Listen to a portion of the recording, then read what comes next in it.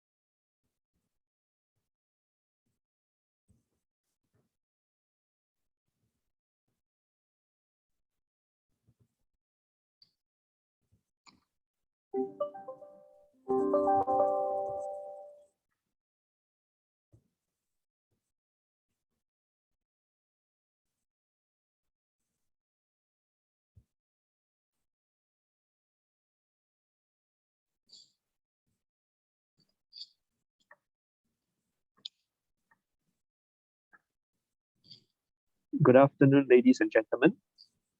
Welcome back to our day 2 session on the implementation of the Task Force on Climate-Related Financial Disclosure, or TCFD. My name is Joel. I'm a manager at the Climate Change and Sustainability Services Department from EY, based here in Malaysia, and I'll be our MC for today. So thank you for those that joined us yesterday. Thank you for joining us again. So today's session is a continuation of a 2 days program that we have designed on behalf of the Joint Committee on Climate Change. So today's program is organized by the Joint Committee on Climate Change, also known as the JC3 and HSBC Amanah. So the session is supported by the ASEAN Low Carbon Energy Program, a UK government-funded program, and delivered by EY. So today's session will be recorded and uploaded on IPIM's YouTube channel. So if you would like to refer back to yesterday's session, today's session, you can refer to the IPIM's website. So this program is part of the JC3 Upskilling Sustainability Training Series on governance and reporting. So the main objective of this program, of this 2-day session, is to provide an overview of the regulatory trends on climate-related requirements and disclosures, understand the key principles and recommendations by TCFD, identify practical approaches to implement the TCFD recommendations, and learn from leading practices on TCFD disclosures. So like I mentioned, there are 2 sessions within the program. Today is the second and final session for this program. Yesterday, we covered on the requirements of TCFD application guide and examples of leading disclosures. So today, our session will cover more on practical approaches to implement TCFD and a panel discussion by practitioners to share on their experience and journey with us. So we have a lineup of very esteemed speakers for this program, and I will introduce them along the sessions. The webinar today is from 3 to 5:30 with a 10 minutes break in between. So I'll be giving a quick recap on yesterday's session, and my colleague Praveen from EY Singapore will bring us through some practical approaches in implementing TCFD recommendations later on in the session. So there will be polling questions during the webinar. So you are welcome to participate in the polling questions, and all attendees are also required to take part in the webinar feedback polling questions at the end of today's session. So should you have any questions at any time during the session, you can click on the Q&A button. I think it's either on your bottom or the top of your toolbar. You can click on the Q&A and raise your questions there. So we will either post that question to the speaker, or some of my colleagues will be helping me to answer to some of your questions there. So without further ado, I'll just give a quick recap on what was discussed yesterday, just for the benefit of those that didn't attend. So my colleague, as a quick recap, my colleague Arina Kopp shared on the requirements of TCFD application guide. So covering governance, strategy, risk management, and metrics and targets. So although we will share on the overall TCFD recommendation, But just to note that this program is not designed specifically to cover scenario analysis and stress testing in very detail. So it's just more on a broader overview of TCFD in general. So as climate change is a material source of risk that could pose significant threats to the stability of our financial markets and economy, so supervised financial institutions are expected to integrate climate-related risks and considerations into their governance framework, arrangement, organization structure, business strategies, corporate planning, and risk management practices. So the TCFD application guide released on the 29th of June 2022. So it's applicable for all financial institutions. So including commercial banks, Islamic banks, investment banks, DFIs, insurance, reinsurance, takaful, retakaful, and fund management and institutional investors.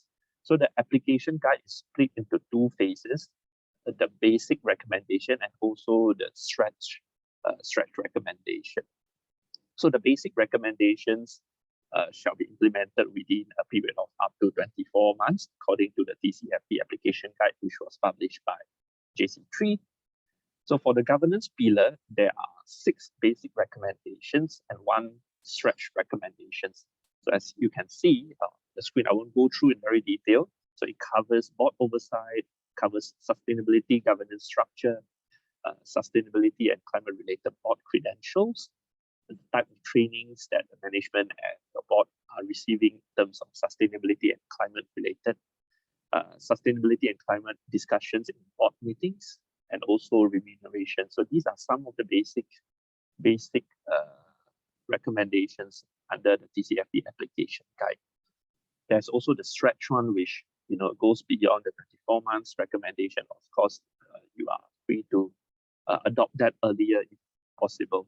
So under the stretch recommendation is on disclosing the separate committee on sustainability and climate-related matters.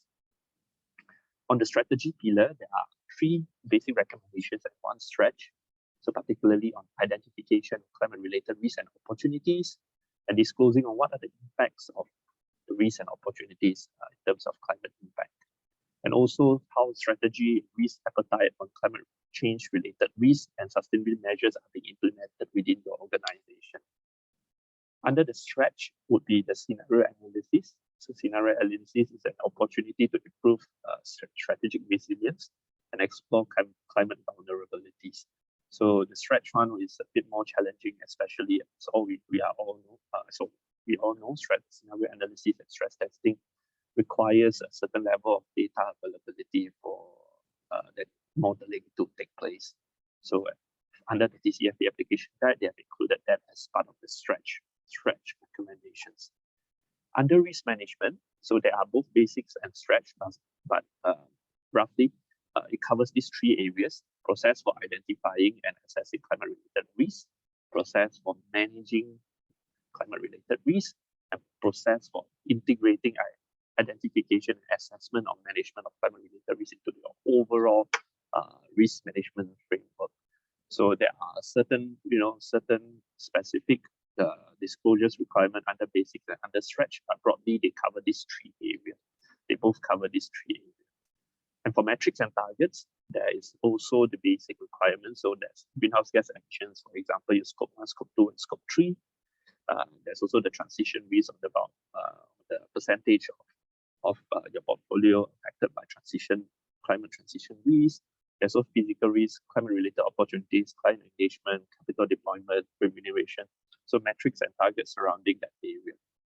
There's also the basic recommendations on key climate-related targets. And also under the stretch, there are further even more detailed metrics required under the stretch recommendations. So of course, if for more information, you can always refer back to the TCFD application guide document, which is available on Bank Negara, Securities Commission, and also Bursa Sustain website. So alternatively, you can also refer to the recording from yesterday's session on IFHIM's platform, so including their YouTube channel. So those will be posted subsequent to the sessions after today. So without further ado, I'll pass on the next session to Praveen, to cover on the practical approaches in implementing TCFD. So just a brief introduction. Right? So Praveen is a partner at the sustainability team based in EY Singapore, providing advisory and assurance services in the field of climate change and sustainability. So he has carried out assignments for various clients, spanning statutory boards, governments, MNCs across Asia Pacific. So Praveen is a member of National Sustainable Finance at Enterprise Singapore and sits on the Carbon Pricing Expert Board panel. So without further ado, I'll pass the next session to you, Praveen. Great, thank you so much, Joel. Thanks a lot. Really appreciate that. Good afternoon, everyone. I really wish we could have done this in person, but after COVID, I think we have all realized that the virtual meetings are equally good, right? So thank you so much for this opportunity, and happy to share the overview of TCFD recommendations, right? And so before we go into a little detail, it would be good to get some views from all of you in terms of where we are in our own TCFD journey. So why don't we use the poll to answer whether our company, whether your company has started implementing TCFD recommendations. All right, so you would see a poll that comes in front of you. We would have three options here. One is we have decided to implement all of the recommendations. We have decided to implement some of that, and then you could be in a phase wherein you have not yet implemented any recommendations yet. So let's take 20 seconds to get your answers.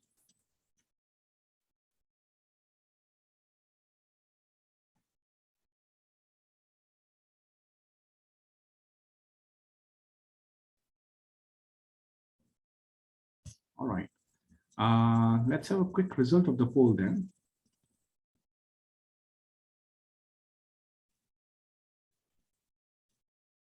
Oh, interesting. So we are looking at majority of the participants. You have decided to implement some recommendations at different level of maturity, can totally understand. A few of them are very confident enough they've developed and implemented all of them. That's wonderful. Really appreciate that. And then there are 38% who are still in a way trying to understand whether it's relevant, or if it's relevant, they're yet to start implementation, right? It could be different phase of implementation as well. I totally understand that.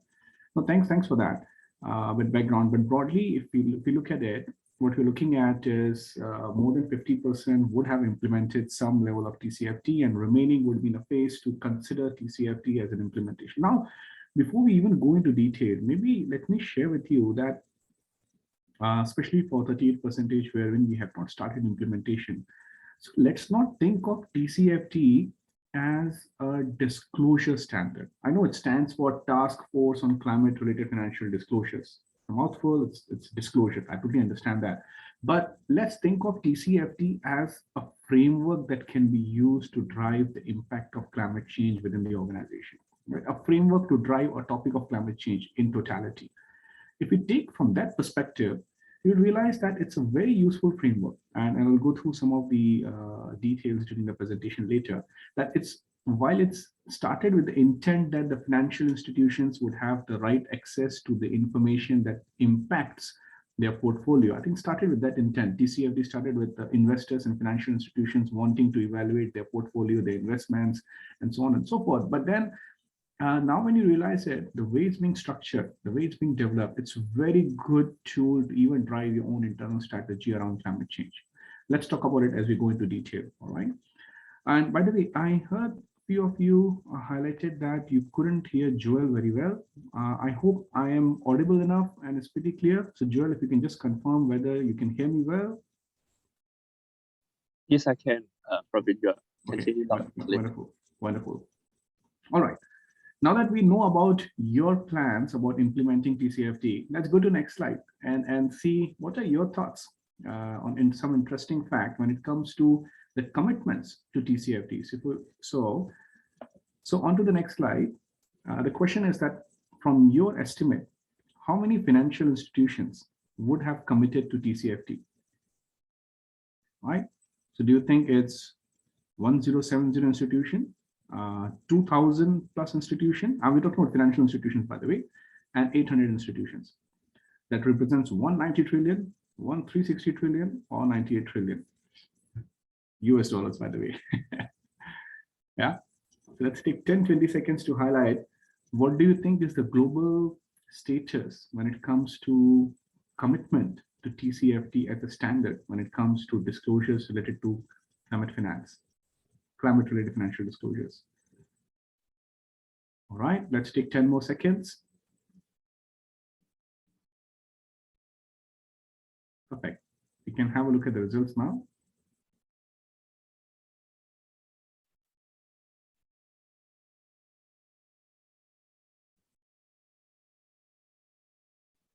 All right, so 33% of you, it's a fair split, you know, either 1070, 2030, 800.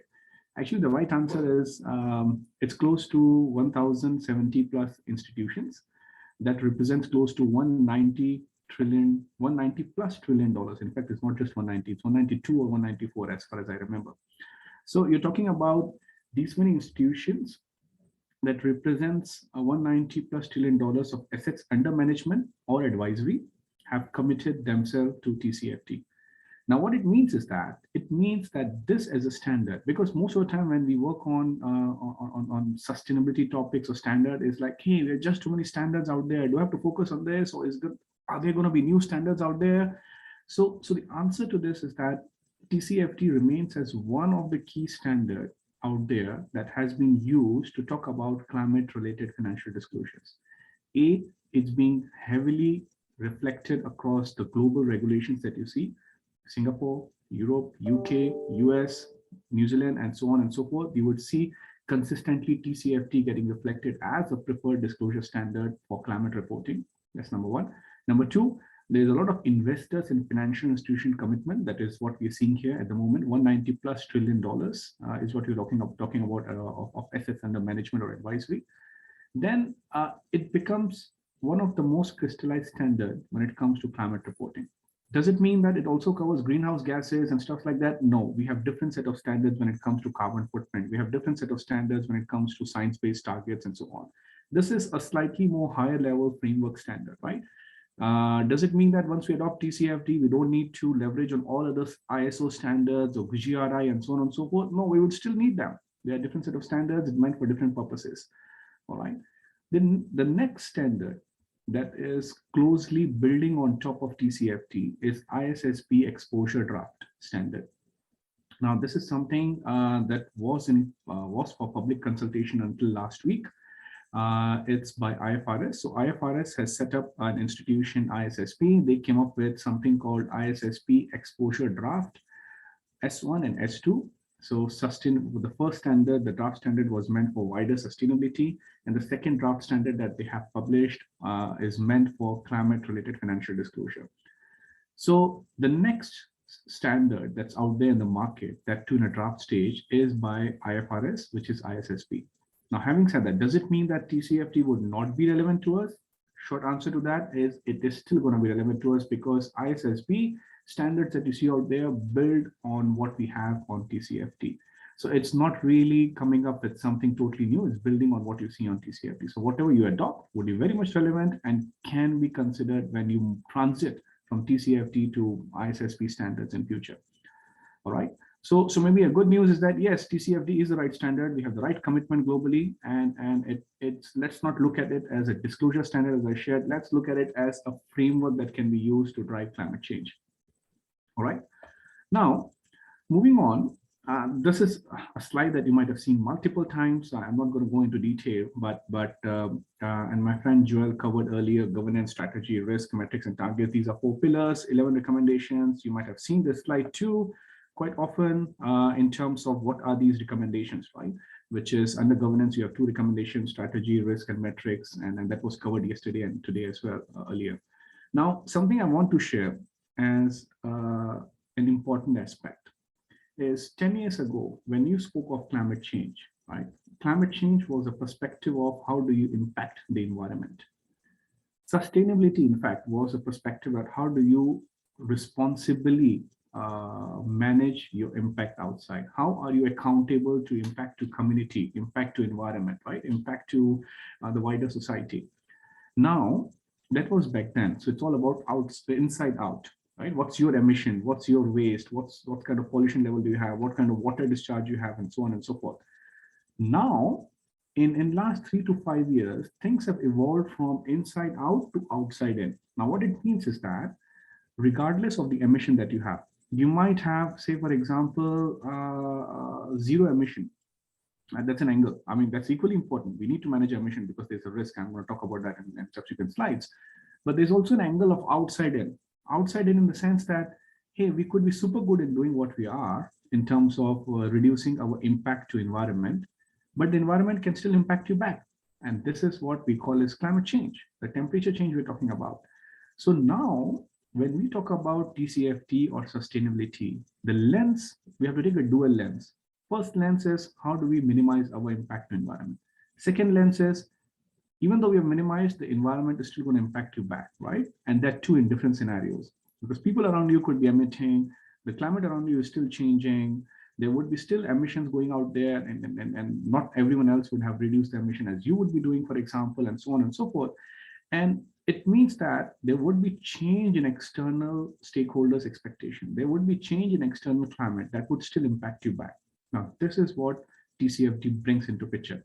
So TCFD brings in both the lens. Hey, you got to look into what you're doing, but you also got to look into how it can impact you back. All right. So remember, we have to look into these two lenses, and that's where your strategy and risk management has to consider both inside out as well as outside in element. And let's talk about it as we move on. All right. By the way, along the way, feel free to key in your questions. If they're relevant questions, I can take it straight away. But if not, towards the end of the session, we would also be having some time, 10 to 15 minutes, to look into all the Q&As that we have. All right. Okay. So let's talk about implementing climate change, implementing TCFD.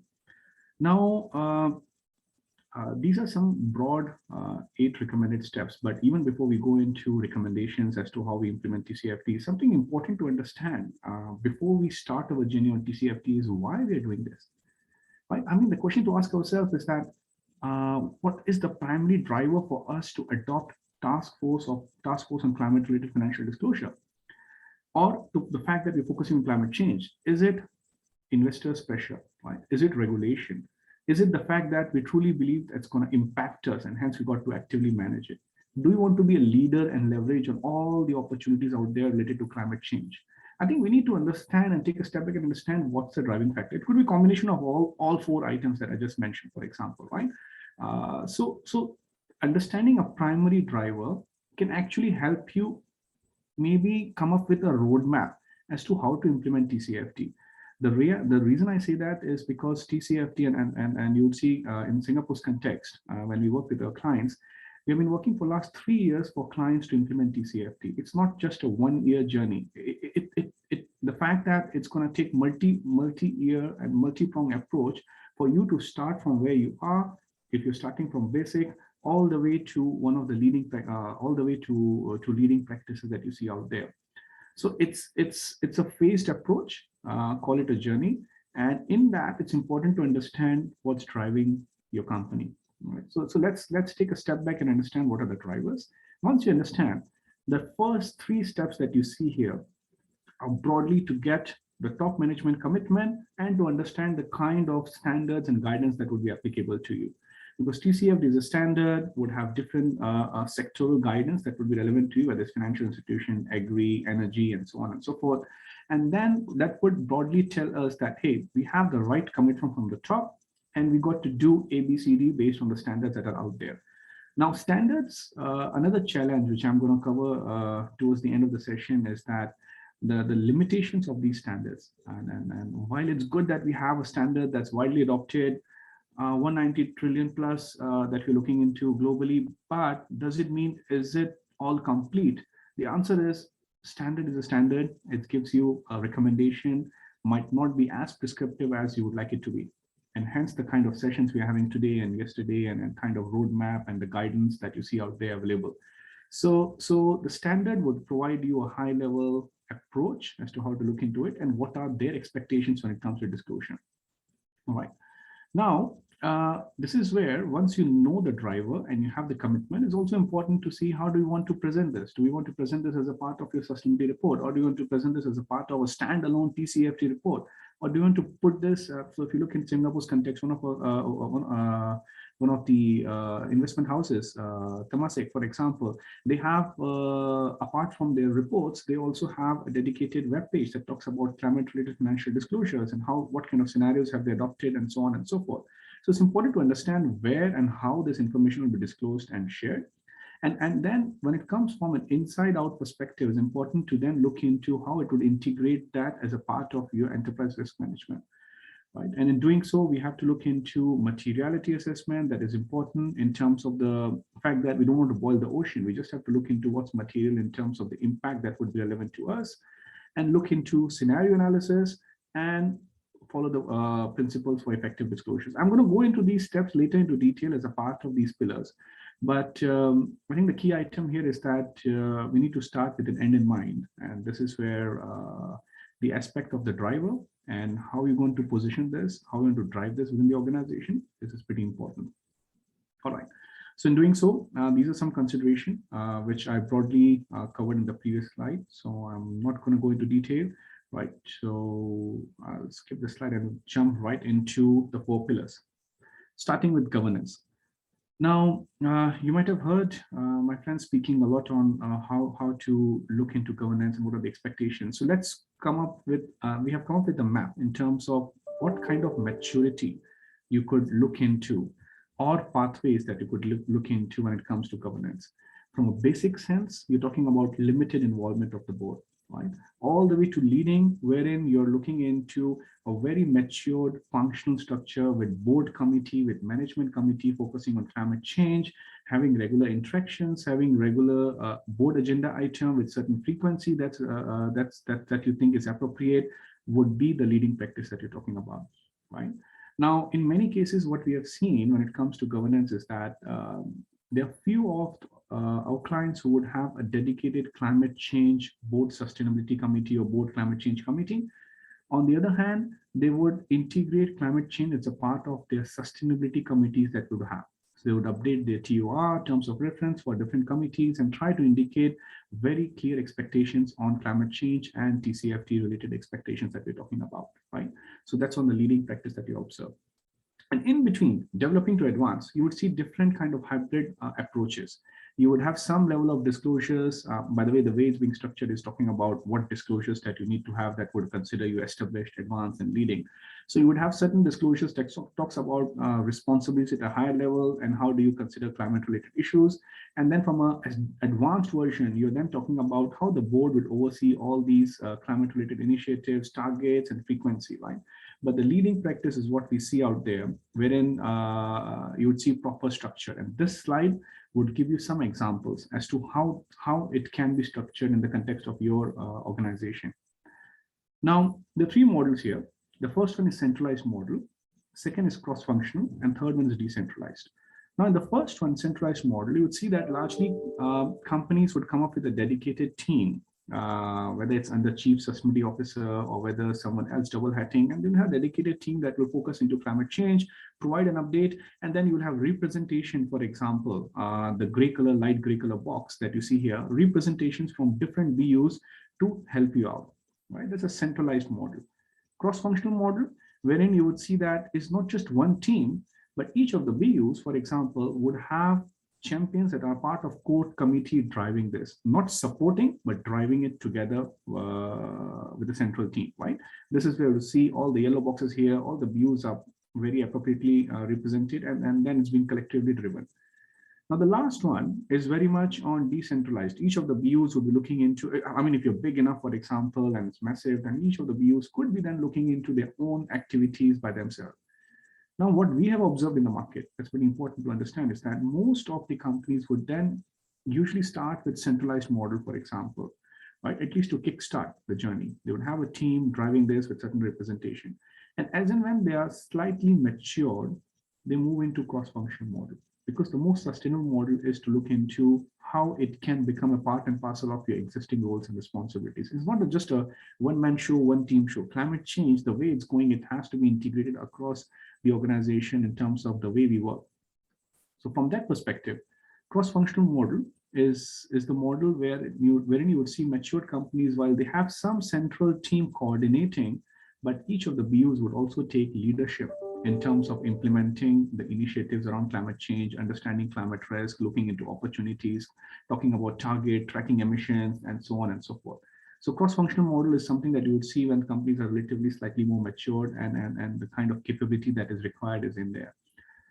All right, now moving on, if we look into the overall governance picture, we have to start all the way from the board to on the ground. The line of sight has to be established right at the board level oversight that's required. It can be in the form of entire board or a board specific committee that can be established, to a management level committee, which is where you will see C-level executives and executive management team form together and in a way represent board's interest to drive climate change, for example, and consider climate change as one of the topics to be integrated in the areas that they're working on in different BUs. And then towards the end, you do see that how it has to be rolled out in a wider organization and make it as a part of the culture, right? So again, I'm happy to take questions that you might have on the broader governance. So if you move on to the strategy part, on strategy again, if you look at to the maturity curve, the basic would be something that not very well integrated. Climate change has not been very well thought of, can be considered from a perspective of compliance that you're looking into it, to all the way leading wherein you're talking about climate change and different scenarios, and modeling has been done to understand the impact that you have and how are you resilient enough against these impacts, right? Now, you will often hear this concept of resilience, and this is where your strategy becomes super important. It's not just about understanding how climate change impacts you. It's also about how do we navigate around those impacts that would be coming to you in different scenarios. In a scenario wherein the world warms up by 4 degrees, in a scenario where the world warms up by 2 degrees or 1.5 degrees, there will be different challenges, the market changes that we're expecting. And how are we resilient to all those changes is what we are looking at from a leading perspective. Having the right strategy that we are prepared for different scenarios, and at the same time, we have the numbers that support as to why we're looking at this strategy. And in between, again, you would look into various maturity of climate-related strategy. Usually companies the developing and established would be where you would see that companies would have a slightly shorter term view and a qualitative risk assessment. That's where you would see developing, wherein you would try and understand from a qualitative perspective that yes, climate change is relevant, would impact me to so and so degree. But in established and advanced, you would bring that back to another level and do a quantitative scenario analysis and stress testing, where it gives you the number, the dollar value as to how, for example, increase in carbon pricing would impact you and the operation or the kind of lending portfolio that we carry. A good example is, take an example in Singapore. We have a carbon tax of $5, which will be gradually increased to $50 to $80. It means all the companies who are paying carbon taxes would then have to also consider the increase that we're talking about to $50 to $80 by 2030. Now let's move to another country, Sweden. And you will be surprised, the carbon tax in Sweden is 184 Sing dollars, close to 180 Sing dollars at the moment. And they didn't just start carbon tax now, they started carbon tax way back in 1992. So they have been taxing companies. So if you, so now let's look at the extreme. You have an operation in Singapore, your exposure to carbon pricing, carbon tax is X dollars. You go to countries like Sweden, and in between there will be many other countries, you're talking about an exposure of 180 plus Sing dollars for every ton of emission. You might have the same operation, whether it's in Singapore or Sweden. Or if you go to a country like Thailand or Cambodia, wherein your lending portfolio companies would have operation there, you might not see direct impact from carbon pricing. Now, on the other hand, another key important aspect is if one of our lending companies that we're looking into, or investment companies, if we are an asset manager investing into one of the companies and they export product to EU, European Union, and in European Union, you are looking at an introduction of a carbon border adjustment mechanism. We call it CBAM in short. What it means is that any product that comes from a country that's not been priced on carbon, they would be taxing carbon for a product level. So you might have an investment company, a portfolio company, who is very much exporting the products to EU. Now it means that in next 3 years time to 4 years time, they would have to start paying for each and every product that they actually export, start paying carbon tax for these deliveries. Now, if all these changes happen, this will then impact the financials of the company. Now, this is a direct impact that you're talking about from climate related risk. It could be short term to look into what we are talking about, increase in carbon pricing. It could be long term all the way to 2050, wherein we want to try and understand and have a view that I know carbon tax now in Singapore is $50 to $80 by 2030. So what's your view that it might, at what level it might go to by 2050, right? And it might go even beyond that, right? As we're already looking at examples such as Sweden and EU, where carbon taxes are much higher and carbon prices are much higher.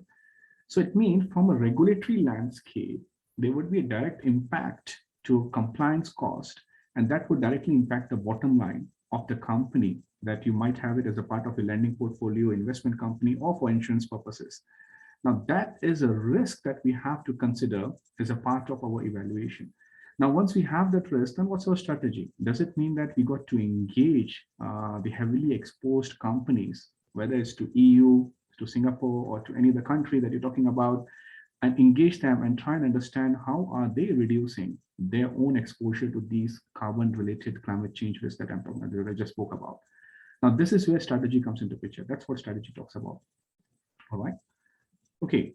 And the quantitative modeling, by the way, that I spoke earlier, would then reflect all these risks that I just mentioned as an example in the perspective of your modeling exercise. A quantitative modeling and a qualitative modeling will tell you that, yes, it's going to come in, but it's not going to tell you a figure around how much would be relevant at a portfolio level, or how much would of that would be relevant for how much of that would be relevant for, say, for example, specific companies. All right. So moving on, what are the 4 key areas that should be looking into and as a part of our climate change strategy?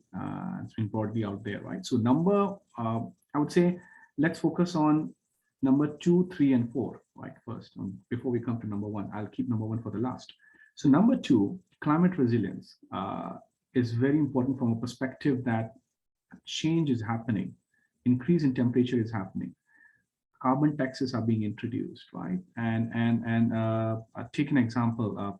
If you have, when I spoke about increase in temperature, it seems like, how does it matter to you, right? I'll give you an example. Say if you have a company as a part of your lending portfolio investment who have assets in Jakarta. Now it's being said that Jakarta is one of the fastest sinking city, right? And why is it that there is a high increase in sea level because of climate change?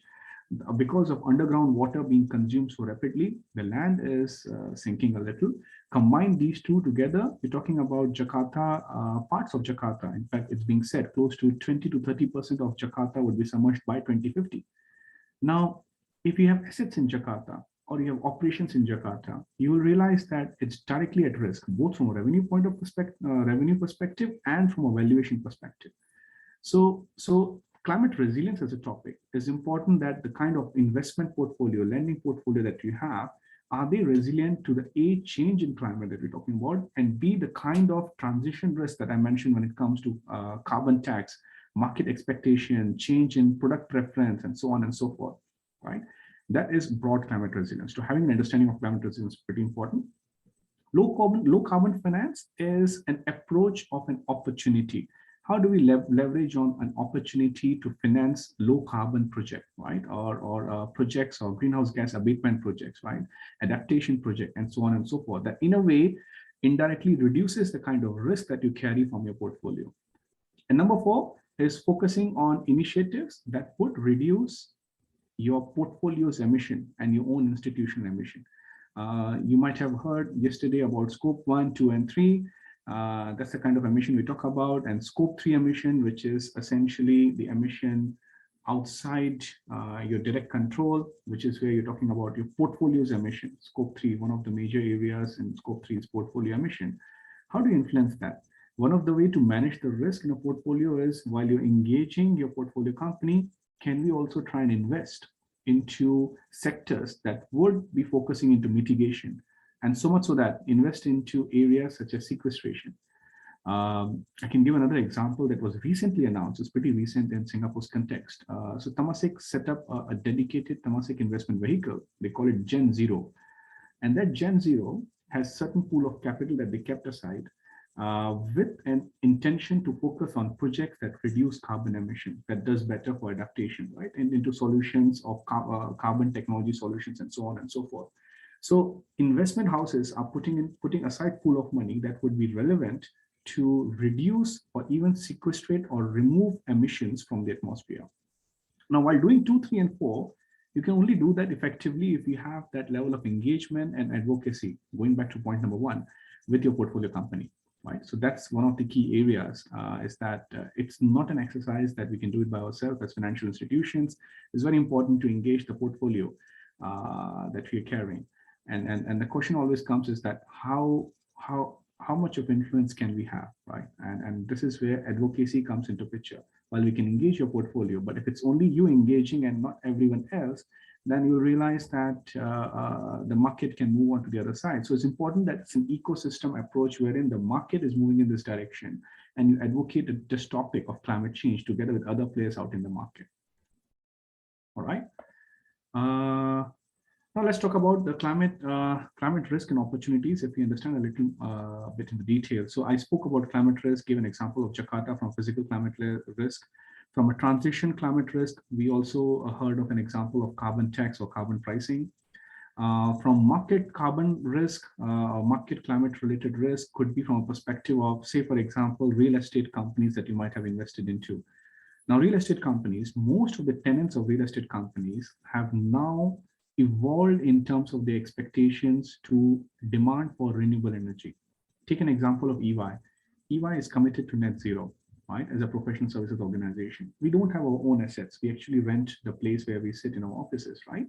So if we rent out from our landlords, the kind of conversations we are now having is that, hey, can you please provide us renewable energy? Because as EY, we are committed to net zero. So I got to meet my own commitments. And one of the ways I could meet my commitment is to focus on renewable energy. So can you as landlord provide me that renewable energy, for example, right? So from a landlord's perspective, real estate REIT's perspective, they would be receiving similar requests from many other organizations wherein their tenants are trying to be net zero and hence they need support for renewable energy. And if I, as a real estate organization, am not providing that service enough and the others are providing, I would see a decrease in terms of my own tenancy out there. That means that it will directly impact my revenue that I have, and that can directly impact the kind of profit that I carry, and which will again impact the kind of valuation you're talking about, or whether the kind of the credit rating that you're looking into, and so on and so forth. So point being is that it's important to assess the market risk out there, whether the demand of the product or services that we are supplying, would that still be relevant 5 years, 10 years, 15 years down the road, all right? On the other hand, climate-related opportunities, the flip side, if we are aggressive enough, we can leverage on this topic as from an opportunity perspective. I always say that risk and opportunities are flip side of the same coin, right? So you could be looking into in an aggressive manner cost savings that could come from energy related projects, right? Looking into low emission energy sources such as renewable energy, such as hydrogen, for example. Hydrogen is one of the areas that are being explored globally, right? Hydrogen and ammonia are two items being explored. And looking into products and services, premium products, for example, can we offer carbon neutral products or services to our clients? I mean, from your portfolio company's perspective. And would that open up new opportunities? We worked with one of the paint companies, and the paint company launched a carbon neutral paint, for example. Again, that's something that provides them a premium product offering to the clients who would be interested to use products that can help them meet their own net zero goals. Right? So from an opportunities and risk perspective, you will realize that there would be many new facets of risk that would be relevant and opportunities, and it's an exercise for us to understand these risks and opportunities. And how do we do that? In what scenarios, right? This is where you will realize that an activity that my friends would have covered earlier is around scenario analysis. How would the climate change under different time horizon, under different increase in temperature? It could be possible that based on the global efforts, all of us putting in initiatives means that the global increase in temperature would be limited to 1.5. But guess what? An interesting fact is that our global increase in temperature is already 1.1, right? So the likelihood of going for a 1.5 scenario is pretty low. So that's why in the recent release by IPCC, they highlighted that while we all want to target 1.5, we're already close to 1.1. We don't have that much of bandwidth. And if we continue with the same rate of emissions that we have, there's a high likelihood that we're not looking at 1.5 degree, then we're looking at 2-degree scenarios already, right? Then in a low ambition scenario, wherein with the change in geopolitics that's happening, climate change can take a back burner seat, right? With that happening, does it mean we're looking at 3 to 4 degree scenarios that would be relevant to us? Now, in these scenarios, the next step is to try and model them and understand how that would be relevant in terms of the risk that would be out there. Now, from our experience, what we have seen is that in a 4-degree scenario, you would see more physical risk from climate change. In a 1.5 degree scenario, 2-degree scenario, you would see more transition risk, right? So there's that kind of aspect that you'll realize as you do such modeling, you'll realize that, hey, in a 4-degree, there are more and more increase in flash floods, for example, increase in precipitation, you're talking about increase in temperature, impacting the kind of assets that you carry, and so on and so forth. So that assessment would provide that kind of details for us to then come up with a strategy that would be relevant to avoid these risks that we look into, right?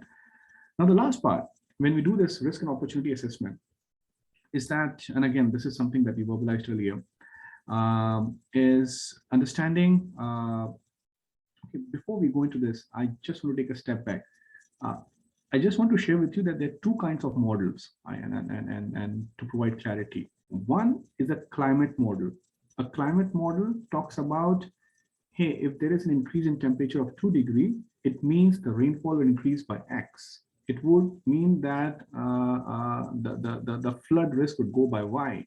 It means that the wind speed will change by Z in a particular geo coordinate. Because not globally, while there might be an increase of 2 degrees Celsius, doesn't mean that everyone will impact the same 2 degrees Celsius, all right? So take for an example, if there's a 4 degrees Celsius increase in temperature, countries like Russia would face a way higher increase in temperature, close to 8 to 10 degrees Celsius, right? And so my point being is, the climate model will tell us the physical conditions that would change, right? That's number one. Then there is a second modeling that's important. And the second model is that, hey, now that I know that in Malaysia, in Kuala Lumpur, for this particular coordinate, the increase in temperature of 4 degrees means this physical condition. Now we then look into assets, the kind of assets we have, as simple as real estate, a warehouse, right? Now in this warehouse, if I increase this temperature, what would be the impact to the warehouse? Then this is where we have to look into asset characteristic. And when we talk about asset characteristic, what I mean is that, hey, what is the elevation of my asset? What kind of mechanism do we have to take out excess water during the heavy rain, say, for example, in the basements, right? What kind of mechanisms do we have when it comes to wind speed and so on and so forth? Essentially looking into asset design and characteristic and seeing that these physical conditions, how heavily it will impact. Most of the models would stop on model number 1, right? Will tell you physical condition. Then there are certain models that would say that, hey, in general, for any asset, don't talk about one specific asset, any asset that you're looking into, the impact would be X. But that doesn't consider the fact that your assets, you could already have the right controls. You would have the right elevation of the warehouse, for example. You would have the right roads being laid out. You would have the right feature in the building that can help you be resilient. Now with that, the model might tell you that, hey, the impact to you would be 10 million, but in your context, the impact is not 10 million. Then you're looking at a 2 million to 3 million, right? So from that perspective, the residual risk would be much more lower compared to the inherent risk that would be coming from the model. All right. Okay, so the question to ask ourselves is that the models out there, such as IPCC and so on, can give us these physical conditions. And then we also need to have a model to understand that how this will impact the kind of assets that we carry, right? And this is where you would see there are established models out there that can be readily leveraged on. All right. Okay, so moving on, this is an illustration of some on the opportunity side, right? As a financial institution, what kind of green projects that can be financed using sustainable finance, right? Whether it's renewable energy, low carbon transport, water, green buildings that you're looking into, and so on and so forth. Won't go into the detail. These are just some illustrations for your quick reference. And likewise, I was just being reminded that I'm running short of time. So, but these are some examples that you're looking into when it comes to renewable energy by ABN AMRO, that they're focusing into renewable energy from their perspective on investment. From an insurance perspective, we do see agriculture insurance products by Swiss Re, for example. And likewise, we do see asset managers having individual funds looking into impact investment. And the impact investment can then look into specific kind of impacts you're talking about, say, for example, climate change, say, for example, social inclusion, financial inclusion, and so on and so forth. All right. We'll be happy to take questions towards the end if we do have questions around this. Okay. Now, looking into the third pillar of risk management. On the strategy side, it did help us to, the strategy pillar that we saw earlier, helped us to understand A, the impact of climate change, and B, what kind of strategy do we have to keep ourselves resilient, right? Now, it is equally important to operationalize this within the context of your operations, right? And how do we do that is by integrating this as a part of your enterprise risk management framework that you might have. To develop an internal processes that it becomes a part and parcel as to how we evaluate all different kind of risks. Now, this is where you would see from a disclosure perspective, all the way basic, wherein you don't see much disclosures as to how climate-related risk and opportunities have been identified, to all the way leading, wherein the impact of climate risk has been clearly being highlighted to whether it's financial statements, right, or specific business areas. Now, the question that comes to us is that how would climate change directly impact financial statements or balance sheet, right? The answer to that would be an example of Jakarta that I highlighted earlier, right? And in context of Jakarta, if we do have assets there, and we do know that 25 to 30% of Jakarta would be submerged by 2050. Now, in that context, from a risk perspective, it would then directly impact the kind of valuation we're talking about, right? Any kind of impairments that we have to consider from perspective of balance sheet and valuation, right? And so on and so forth. So intention is to try and understand the wider climate change risk as to how it can financially impact the kind of operations we have. And from a risk management perspective, how do we integrate that as a part of our risk management approach that we have internally? Now, looking into so I'll skip the slide, or I'll go on to next slide. Looking into the way we do that, we could have a wider framework that talks about how the risk, climate-related risk, can be integrated as a part of enterprise risk management, understanding transition risk, and in transition risk, whether it's looking into policy and legal landscape, we're talking about market risk, we're talking about technology risk, and so on. And to physical risk, whether it comes from the change in physical conditions that we spoke about earlier. And how would all this risk be aggregated and considered as a part of your regular enterprise risk management approach? Now, that has to be then looked from a portfolio view perspective as well, right? What is the portfolio's perspective in terms of the risk we're talking about from carbon emissions? An example I mentioned about earlier, which is climate carbon border adjustment mechanism. From a portfolio perspective, if we do have companies that would be exposed from this, how would that be impacting the kind of portfolio we carry and the kind of valuation that we might have if that's not being managed properly?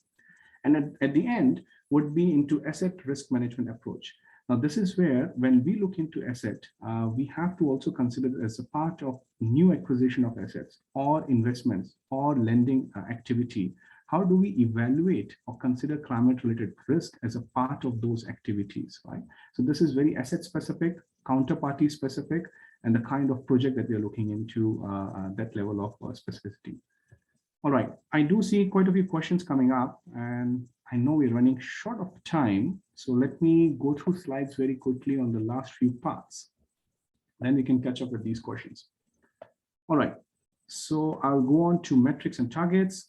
Looking into metrics and targets, talking about in terms of maturity, there would be a basic maturity with not so much reporting on targets and key metrics to all the way leading, wherein companies would then have KPIs or metrics that are being used to track their carbon emissions, metrics or targets that they would have in terms of science-based targets by 2030, net zero commitment by 2050, and so on and so forth. Right, so that's where you see a leading practice out there, wherein having a clarity in terms of what kind of metrics would be relevant and what strategy do we have in terms of reducing our carbon emission, which we touched upon in the previous pillar. Now, increasingly, what we see is that for financial institutions, one of the metric that we see out there is carbon emission, which is pretty common. Started with scope 1, 2, and 3. I'll touch upon scope 1, 2, and 3 very quickly. Scope 1 is the kind of emissions that you have, direct emissions that you have from your operations. Scope 2 would be energy indirect, the kind of emissions that you have from consuming electricity, for example, or chilled water, and so on. And scope 3 is essentially your entire value chain, upstream and downstream. So I have an example of Apple iPhone later, which I'll share it with you later, is along the lines of your suppliers, your vendors, and the downstream emission, the use of products. Now for financial institution, one of the most relevant category and scope 3 is financed emission, the kind of portfolio that we carry and the emissions from that portfolio, right? So tracking emission has been one of the common indicator. And in terms of emission, then the next level is going into intensity. So this is where on this slide, you would see that portfolio carbon footprint used to be one of the metric, but now more and more, we do see companies looking into intensity. And from intensity, we do see some opportunity related metric. This is where second column is pretty important, wherein we are the first type of metric that I mentioned was broad metrics, scope 1, 2, and 3, carbon intensity, and so on. The second category is opportunity related metric, wherein we talk about the dollar invested, for example, in renewable energy assets, the dollar invested in low carbon projects, which you could define in your own framework, right? So these are opportunistic related metric that tracks that how well you're doing in terms of leveraging on opportunities around climate change, right? And the third one, which has been pretty recent and we do see quite a few financial institutions adopting that, is while we could look into scope 1, 2, 3, while we could look into opportunistic target, but at a portfolio level, where do we stand when it comes to alignment with the Paris Agreement, for example, 2 degree, 1.5 degree? Is our portfolio aligned with 2 degree? Is our portfolio aligned with 1.5, and so on and so forth, right? So portfolio alignment targets or metric is something that has been also recently used out there. Now, the last one that you see on the rightmost here, which is climate performance score. Now, this is pretty important, is that while we could have these three sets we look into, more and more we do see companies looking into a qualitative way of defining their portfolio or understanding their portfolio's performance, right? Most of the time, all these assessments that we're talking about is very much top down, right? And when we do look into the practices by portfolio company, which is bottom up, you could look into the fact that while there are aspects wherein you would imagine this company to do at level A, but using all the initiatives that they have and control measures, they're performing much better than that.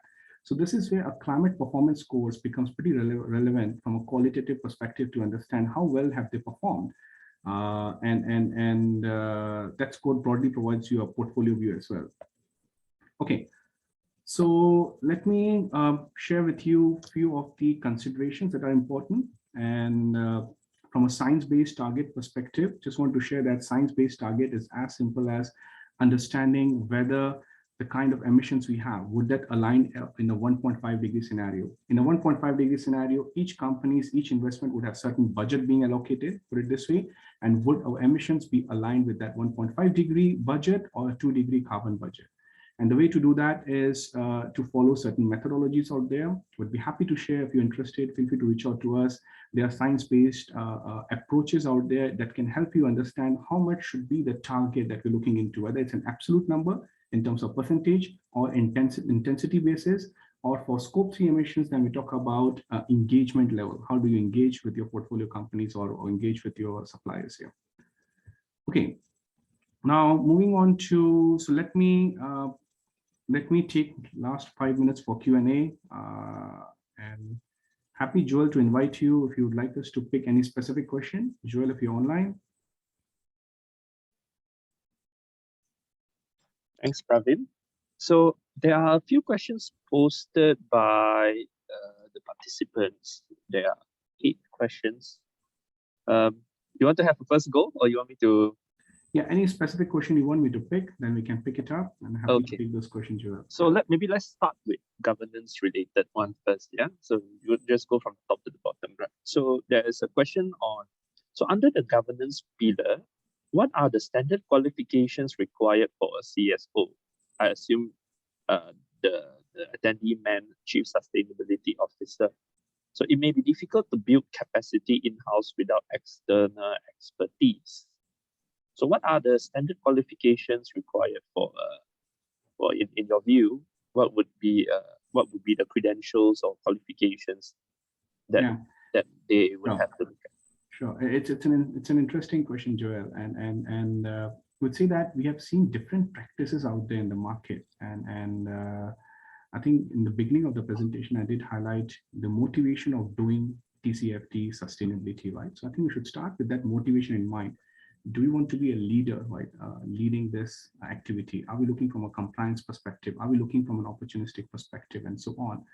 And the kind of approaches that we have seen out there is that we have seen companies, say, for example, starting with CFOs double hatting as CSO. We're looking at Chief Strategy Officer double hatting as Chief Sustainability Officer. And then companies who are aggressively looking to develop this topic, they have dedicated Chief Sustainability Officer. So first of all, do we or should we have a Chief Sustainability Officer? Yes, we should. If you want to drive this in a manner that can help us capitalize the opportunities that we have out there. Now, the second part of that question is that the qualification. Do we have any qualification requirement from standards perspective? Not at the moment. But it all boils down to the kind of motivation and ambition that we have, I would say, and that can help us define the kind of people we attract for our team, whether it's at the leadership level to all the way to the ground. Okay. Thanks, Praveen. There is another questions on governance as well. So for governance over climate risk, would it better reside within sustainability or the risk function? What would you, in your opinion, what do you think would be better? Yeah, in fact, yeah, we have been having similar conversation with multiple clients at the moment in Singapore, wherein the question is that where would you park climate risk? Is it a part of a wider sustainability and risk, right? So, and we do see overlaps there, because eventually from a climate risk perspective, it would be then integrated as a part of your risk management function. Now, to start with, we see that it's usually being championed by sustainability team. The sustainability team might work very closely with the risk function. And once it's been matured enough in a phase wherein it can then be integrated as a part of risk, but it can't be done without risk. It has to be done together with the risk. In fact, quite a few companies that we work with is the risk team who would champion the entire climate risk as a topic, right? So seeing a combination of it, would it better reside in sustainability or risk would really depend the way we have been structured and how we want to drive this topic, Joel, I would say. Okay, the next question is somewhat related to, I think earlier on you shared a bit about, carbon tax. So the attendee was asking, can you share which countries in ASEAN besides Singapore will be imposing a carbon tax or has plans to impose a carbon tax? Sure. I think we did hear about Indonesia implementing carbon tax, and I'm happy to let you comment on Malaysia as well, Joel. So Singapore naturally has committed to it, as I shared earlier, back in 2019, and now will be progressively increasing the carbon tax to 2030. So we do, from a confirmed news perspective, we do hear for Singapore and Indonesia. And the other ASEAN countries who are exploring, if not carbon tax, emission trading scheme, could be a domestic emission trading scheme. So the way we price carbon can be using two mechanisms. Carbon tax is a mechanism that Singapore adopted and Indonesia adopted, for example. But you could also use a emission trading scheme as a mechanism for pricing your carbon, I would say, Joel. You want to share on Malaysia, Joel? Sure. I think Malaysia, in the top Malaysian plan. And also last year, I think the government announced that Bursa Malaysia, together with MOF and CASA, they are looking at a voluntary carbon market, a VCM, and they're also looking at from there to come up with a domestic emission trading scheme as well. So these are public information, but in relation to whether to impose a carbon tax, that is in consideration. We are currently considering it, but there's no official yes or no answer. But from there, we can see it slowly you might develop into a carbon tax from the voluntary carbon market regime. Yeah. Great, thanks, Joel. Thanks for sharing that. Okay, maybe we take one more final question for you, Pravin. Sure. So let's see.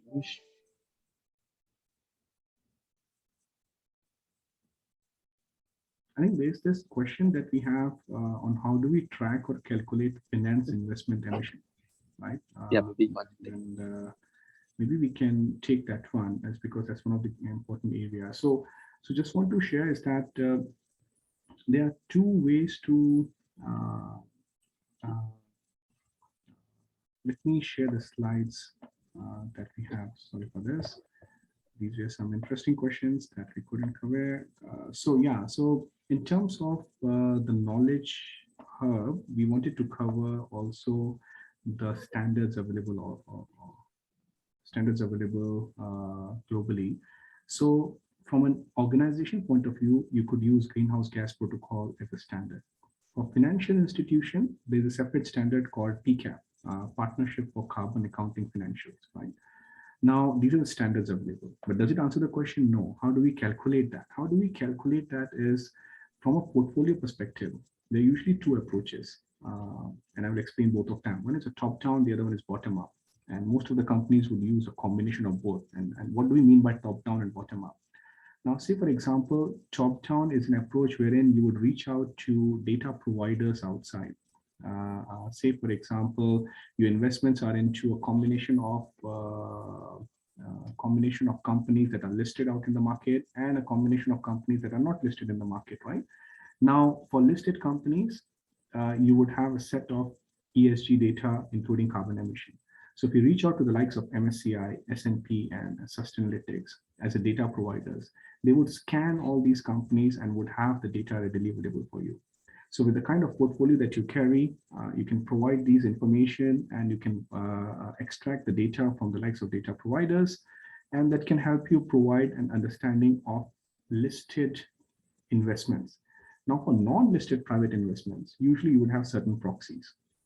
And that proxies can also be considered developed in-house, or you can leverage on all these data providers to calculate a top-down ambition. Now, these are broadly classified as top-down. From bottom-up perspective, is that you can reach out to these portfolio companies and get data from them and calculate emission. Now, when I said a combination is because for companies wherein you can get the data readily available, you can get it from the likes of data providers. And a combination is because then you would reach out to them if you don't have those data to cover that data gap and look into a combined version of top-down and bottom-up. Now, this entire process that I shared with you requires a framework and a lot many assumptions. And this is where PCAP is pretty useful. And that would help you guide that framework that would be required to calculate that emission. Not sure, Joel, if you want to add anything there. No, I think you covered it quite thoroughly already. Okay. There is one more that I wanted to. Yeah, there is a question directed to you. It says, just want to clarify the second type of model you mentioned, the asset level one, doesn't take into consideration the current adaptation measures that have been implemented at the asset or facility level? Yeah, it's an interesting point. So let's split the second type of model into two different levels. So one is the climate model physical condition. The second type of model, let's think of it in two different levels.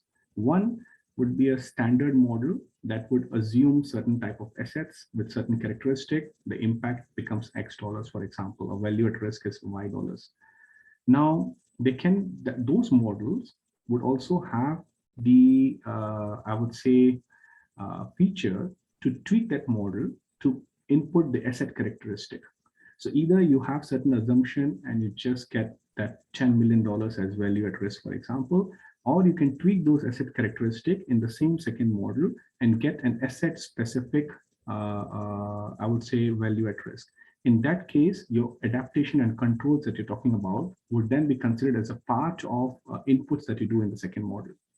So the answer is the second model, usually when we work, we would then collect the data, for example, and then tweak those models to provide that kind of outputs that needed to make it asset specific.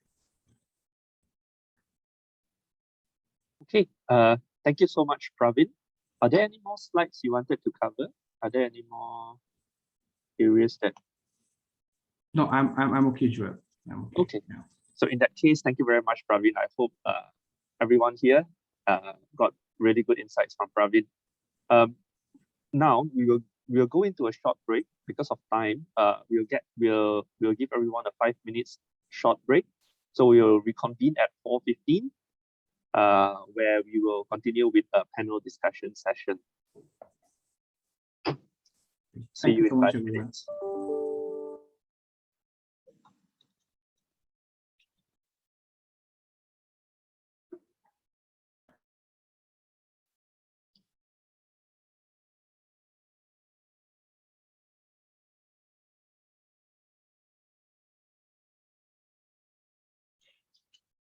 Hi, Joel. Excuse me, I'm there. Hi, Sebastian. Yes, contrary to what I told you earlier, I would like to share some slides. Maybe I can just use the opportunity of the break to check that it's working, if you don't mind. Sure. Go ahead. So, can you see my slides? No.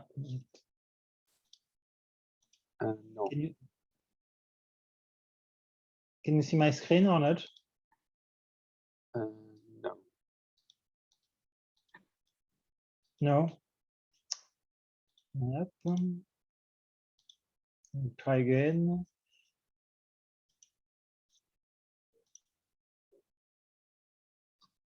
Yep. Now we can. Okay, great. And so I'm the next panelist, or is there somebody before me? Yeah, I'll be introducing the panel before in the next session. Then Matt will direct who to present first. Okay. So hey Sebastian, we will start with Norman, and then it'll be you second, Sebastian. Okay, great.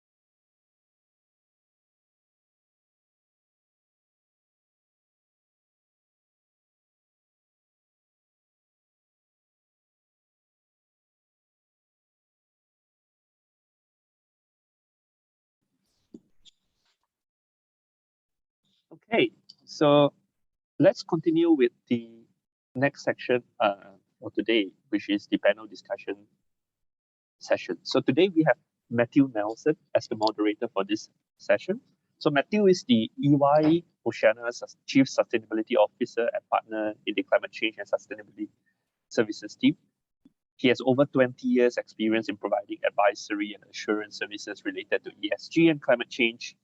His experience spans across both the private and public sector and includes sustainability and climate change strategy and governance, climate risk modeling and stress testing, sustainable supply chain and human rights, and non-financial reporting. So I'll be introducing the rest of the other speakers here for today. We have Norman. Firstly, we have Norman. Norman has more than 20 years of international working experience and is currently working as the Chief Financial Officer, ESG and Sustainable Finance for HSBC Group based in London. So he is responsible for leading the finance activities in relation to ESG and sustainable finance, including monitoring the sustainability performance, including business partnering, contributing to the group's ESG strategy and governance, delivering external ESG disclosures, and engaging with external stakeholders. So he is a chartered accountant, a CPA, and also holds a investing in ESG certification from CFA UK and is an Islamic finance qualification from Securities and Investment Institute.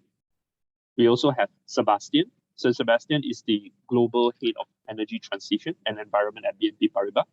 He has over 20 years of professional experience in energy transition and environment, sustainable development and industrial environment, biodiversity and circular economy, quantification of environmental and social impacts, and life cycle assessment. Last but not least, we have Junaid. Junaid is a qualified actuary. He is a fellow of the Institute of Actuaries and is certified in climate risk and sustainability from the Global Association of Risk Professionals, GAP. He has extensive experience in life insurance pricing, product development, asset liability management, risk management, and reinsurance. So he brings all of this experience into his current role where he heads sustainability for AIA Malaysia. So we have a very diverse panel here today. And without further ado, I'll pass it on to Matt for you to take on the session. Thank you. Thanks very much, Joel. And I myself am also looking forward to this discussion. As Joel says, we have a fantastic panel to take us through some learnings, I guess, from the implementation of TCFD. What is the drivers? What's the main motivations, and a little bit on the approach of how to actually practically implement TCFD and hear from people who have been through the journey.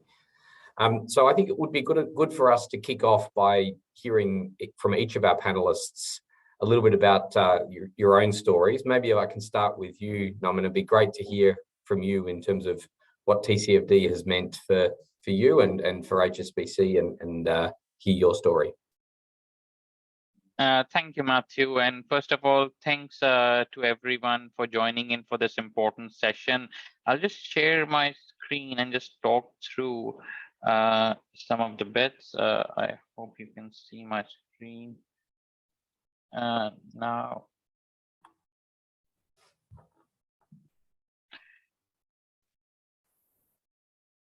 Thanks, Norman. We can see that. Right. That's great.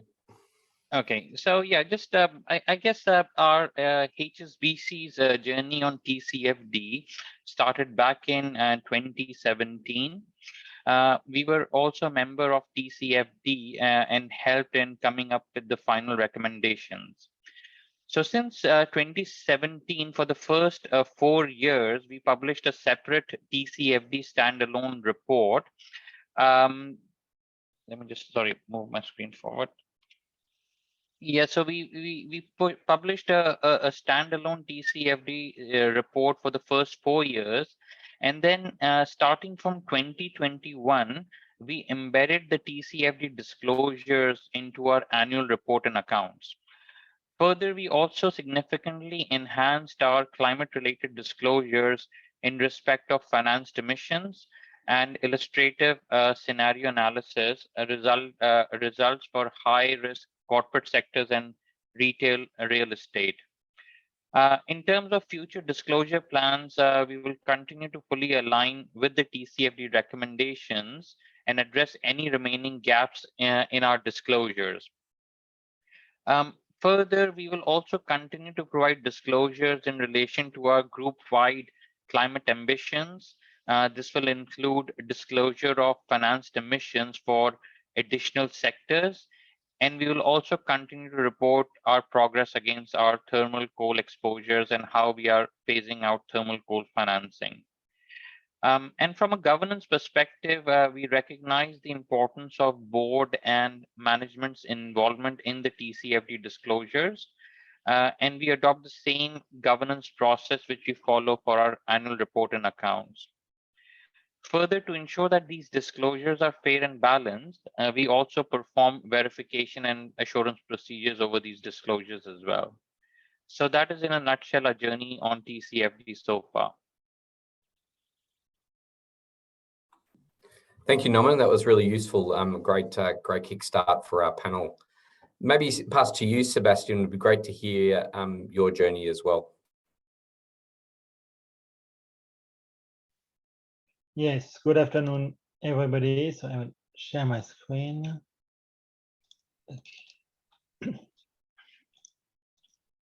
So yes, BNP Paribas journey on TCFD. So there are obviously many similarities with what has been said before, and especially by Norman, obviously, because we share the same challenges more or less. So as an introduction, I would like to stress out that climate has been a huge topic for BNP Paribas for quite some years now. So we took significant commitments on phasing out coal and phasing out unconventional oil and gas for some years now, before the publication of the TCFD recommendations. And more recently, our CEO, Jean-Laurent Bonnafé, clearly put forward that, okay, climate change is more or less at the core of our business strategy.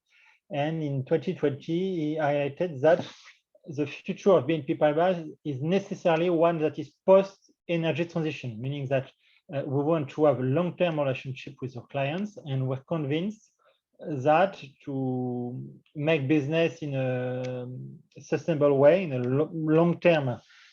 long-term way, we have to take into account the challenge of climate and the necessity to tackle energy transition. So clearly, climate-related risks and opportunities are taken into account very seriously in our strategy. If I move more precisely to TCFD, so we've been much involved in the preparation of TCFD. BNP Paribas had at one time 2 TCFD members, so to prepare the TCFD recommendations. And in 2018, we published disclosures according to TCFD recommendation in our annual report. And since then, we both publish a standalone report. So you can see the cover of the report in 2019, 2020, and 2021. And we publish as well a synthesis of this report in our annual financial report. So you have seen already these slides, obviously, without the green squares. So it's 4 pillars and 11 recommendations of the TCFD. So I would like to highlight only a few things, especially on the challenges, on the main challenges. So on governance, obviously, Jean-Laurent Bonnafé, our CEO, Jean Lemierre, our chairman, and all the board, all the top management of the bank is much involved in climate management. We have, as far as the strategy is concerned, we recently, earlier this year, published our strategic plan 2022-2025. This plan is called GTS, meaning standing for growth, technology, sustainability, and in sustainability we include most of all climate. So obviously sustainability including climate is one of the 3 key pillars of our strategic plan. So it's really embedded, strongly embedded into our strategy. Yes, I would like to highlight 3 decisions we took that were not very easy to take. In the pillar strategy, there is quite a challenge on the 3C, that is the choice, describing the resilience of the organization strategy and using climate-related scenarios. So it's not easy because we have to select the relevant climate scenarios. So relevant meaning many different things. To be relevant, a scenario has to be robust, obviously, transparent, because we shouldn't forget that TCFD, implementing TCFD recommendation is both for internal and external purpose. External purposes meaning that if we communicate on scenarios, we have to make sure that these scenarios are understandable by our external stakeholders, otherwise it's useless. So we have to take a scenario that is robust, that is transparent enough, that is in line with our long-term climate ambition, and that is granular enough so that we can apply this scenario to our financial activities. And that's not easy, because if we have a scenario that is very high level with climate figures, global climate figures, it will be impossible to decline precisely this scenario to our credit and asset portfolio. And so to this end, we selected a scenario by the International Energy Agency, the net zero emission scenario, because we committed, we are part of the NZBA, so Net Zero Banking Alliance, and as such, we committed to have to finance an economy that is carbon neutral by 2050. So we had to select a climate scenario aligned with carbon neutrality by 2050. And so to get a robust scenario, and IES scenarios are quite well known and very robust, transparent. So a good point about IES that published they publish scenarios with quite long documentation. So if somebody is interested in IES scenarios, he can yes, go quite deep into the documentation. And so we selected this scenario. We could select other ones as long as they tick all the boxes, but for the time being, we think that this one is quite relevant for us, at least. So waste management. So the part on waste management is quite interesting, because disclosing something on waste management, okay, we can do it. We've done it in all our TCFD reports. The very interesting point here is to make sure that climate waste management is really embedded into the day-to-day operation of the bank, because obviously waste management is one of the core process of any banks around the world. It includes many processes that have been implemented within each bank for years and years and decades, and so embedding really on a day-to-day basis climate risk within these processes, it's something that changes completely the way we do business on a day-to-day basis. So we have to involve more or less all our employees. As BNP Paribas, we have nearly 200,000 employees in nearly 70 countries. And so here we are really to make sure that all our employees take into account climate-related risks and opportunities when they do business. And so it's a big change that comes with changes in process, in IT systems, in trainings. And yes, it's a very interesting journey, but it's a very complex journey. And when it comes to the fourth pillar, metrics and targets, it's not simple either, because we have to determine quantitative targets that deals really with the business of the bank. It's not only yes, changing the way we deal with the lightning in our offices. That has to be done, but it's not the core business of the bank. So we have to set relevant metrics and targets, quantitative ones, for really our business. And so I would like to highlight two decisions we made on these topics. So on disclosing scope 1, 2, so disclosing our scope 1 and 2 emissions, we have been doing it for more than 1 decade at least, so it was quite easy. Obviously, for banks, the difficult point is obviously finance emissions, so scope 3 emissions. And so we decided to use the PCAF methodology. So it's a standard methodology developed by banks, by several international banks. So we think that it's quite relevant methodology, and so we decided to disclose our finance emissions by the end of this year, 2022. It's not an easy task to calculate these emissions, but we're confident on the calculation we made, and we'll be able to disclose these emissions by the end of this year. And on the last recommendation, the targets. So for us, we consider that the best way to set targets for us, BNP Paribas, any bank can have different opinions, but is to comply with the NZBA framework. So in the NZBA framework, we decided to align our credit portfolio with the goal of with carbon neutrality by 2050. And so sector by sector, we set targets to make sure that our credit portfolio for each sector is aligned with this long-term carbon neutrality by 2050. And so briefly, if I sum it all up, so the main challenges for us in implementing TCFD recommendation was firstly international communications, because implementing TCFD recommendation, it's not only for the communications team or for the CSR department, obviously. It's something that all the bank, all the employees of the bank have to take into account. So we have to gather information from everywhere in the bank.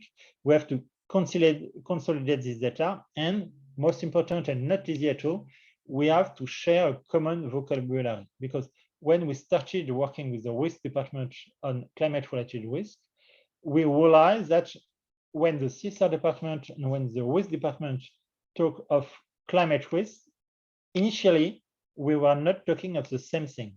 It's yes, because for many reasons, but we shouldn't underestimate the difficulty and the challenge to share a common vocabulary on this kind of topic within the bank.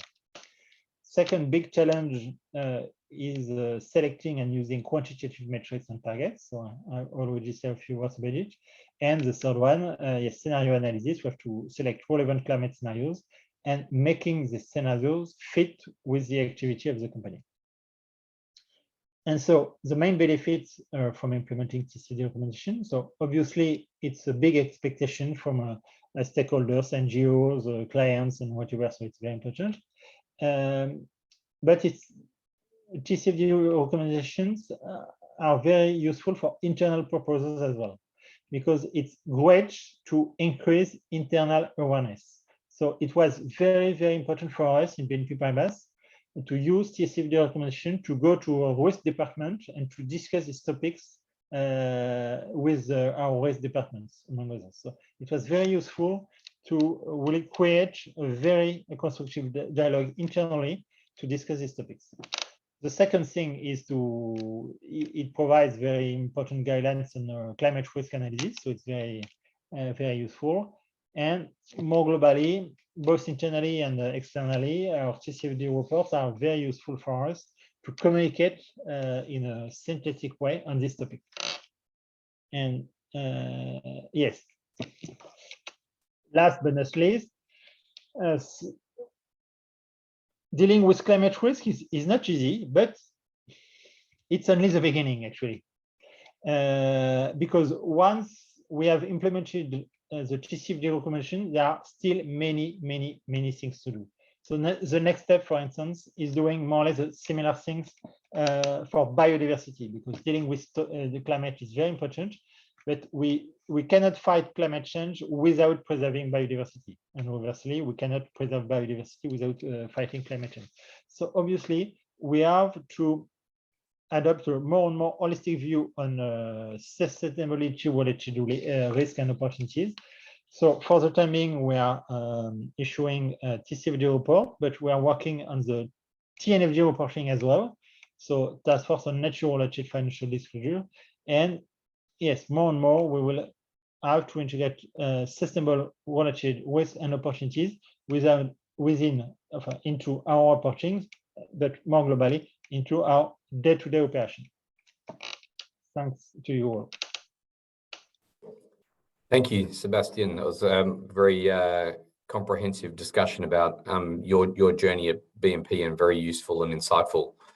So Junaid, I might pass to you before we open up to questions. And for the audience, please feel free to start putting, I see we've had at least one question for this panel already. So please put your questions into the Q&A. I'm keeping an eye on them. And as soon as we move into question and answer, I can start to use them. So feel free to put them in as Junaid provides his overview. Thanks, Matthew, and good morning, good afternoon, good evening to everyone, depending on which time zone you're joining from. I was smiling and nodding along the way when Sebastian was presenting, because some of the experiences are quite similar, but we can go into them in more detail once the discussion starts. So maybe I'll just cover our journey. Our journey starts in 2016 when AIA became a signatory of the UN Global Compact. So the UN Global Compact is a non-binding pact to encourage businesses and firms to adopt sustainable and socially responsible policies and then report on their implementation. Then we started reporting on our emissions and engaged with CDP, which is the Carbon Disclosure Project.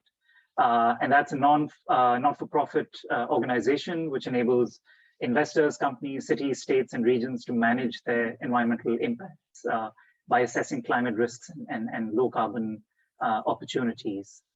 Then in 2018, we confirmed our support for the Paris Agreement, followed by an endorsement of TCFD. In 2019, we joined the Principles for Responsible Investment, and then 2021, we became a signatory of the Principles for Sustainable Insurance. In the same year, we also announced, 2021, we also announced our net zero commitment and fully divested from exposure to coal-fired power businesses. We're now in the process of setting initial near-term science-based targets for our initiatives and create a path to net zero by 2050. So what I'll do is maybe I'll zoom into some of the pillars, in the interest of time, not everything, and we can open up to discussion afterwards. As Irina and Praveen mentioned earlier, strategy recommendations involve around the actual and potential impacts of climate-related risks and opportunities on an organization's business, strategy, and financial planning. Our climate strategy, AIA's climate strategy, is fully integrated across the business with risks and opportunities continuously monitored, addressed, and overseen via robust governance bodies. So what we've identified is that, unsurprisingly, climate change can have a significant impact on our risk profile, especially as a large asset owner with financial interests that cover multiple sectors and multiple classes. These risks include both acute and chronic risks. So you may have heard these terms sort of mentioned earlier, but acute risks are things like droughts, floods, extreme precipitation, and maybe even wildfires in some countries. Chronic risks include things like rising temperatures, expansion of tropical pests and diseases into temperate zones, and as Sebastian mentioned, accelerating loss of biodiversity as well. The chronic physical risks brought on by rising temperatures, increased precipitation, and other climate effects described are likely to result in a greater prevalence of vector-borne and respiratory illnesses. So that's our view as a life and health insurer. We also expect that heart disease and increases in heart-related morbidity and mortality can start rising, in extreme climate scenarios. These acute physical risks actually expose our operations to threats that may also include damage to AIA properties and facilities, possibly resulting in financial losses, business interruptions, diminished real estate values, and other impacts in the affected areas. Some publicly available research that's emerging now also points to rising temperatures resulting in an increase in mortality rates. So as I mentioned, as heart diseases increase with rising temperatures, some academic research is pointing to a deterioration in mortality in the worst case climate scenario of up to 12% by the end of the century, which is staggering. So just while we're talking to strategy, at AIA, we've committed to reducing our carbon footprint, and we're supporting the transition to a low carbon economy. We've also made a net zero pledge and committed to the Science Based Targets initiative. And this incorporates the latest climate-based science into actionable outcomes. Our climate strategy is actually, fully integrated across the business, as I mentioned earlier, by way of our overarching ESG strategy as well. Now this, of course, goes beyond the E part and goes into the S and G as well, but we've set these 5 pillars that you see on the screen. So we have health and wellness, sustainable operations, sustainable investments, people and culture, and effective governance. These pillars also link back to the United Nations Sustainable Development Goals. So for example, health and wellness links back to the UN SDG 3.8, which aims to achieve universal health coverage, including financial risk protection and access to quality healthcare. Sustainable operations similarly links back to UN SDG 9.4, which aims to upgrade infrastructure and retrofit industries to make them more sustainable for the future. So as I mentioned, we evaluate ESG risks and in particular climate-related risks across the business by way of our risk management framework. Now, this is an area very close to my heart. I was leading a risk role before the sustainability role, and some of the questions that have arisen earlier are, whether this whole thing should lie with, an ESG function or a risk function. And to me, the ideal case scenario is, both, because you wear a different hat in the risk function as opposed to a sustainability function. The first line and second line have a different way of looking at it. So there's a risk side and an opportunity side as well. So within AIA, these risks are then subject to the governance process of other risks, which I'll share shortly. And in our annual group ESG report, we also publish typical climate-related risks for life and health insurers and how they manifest across the business. So for example, if there's chronic physical risks, such as rising mean temperatures, these can lead to exposure by way of insurance risk, which will then have implications on pricing and underwriting. Finally, in terms of governance, our board retains the ultimate responsibility for the oversight of risk management activities and the monitoring of material risks, whether they're common to our industry or unique to the group and the businesses that the group has. AI's risk management framework also ensures that we have the capabilities and processes in place to identify, quantify, underwrite, and manage and report risk, inclusive of both current as well as emerging ESG related risks.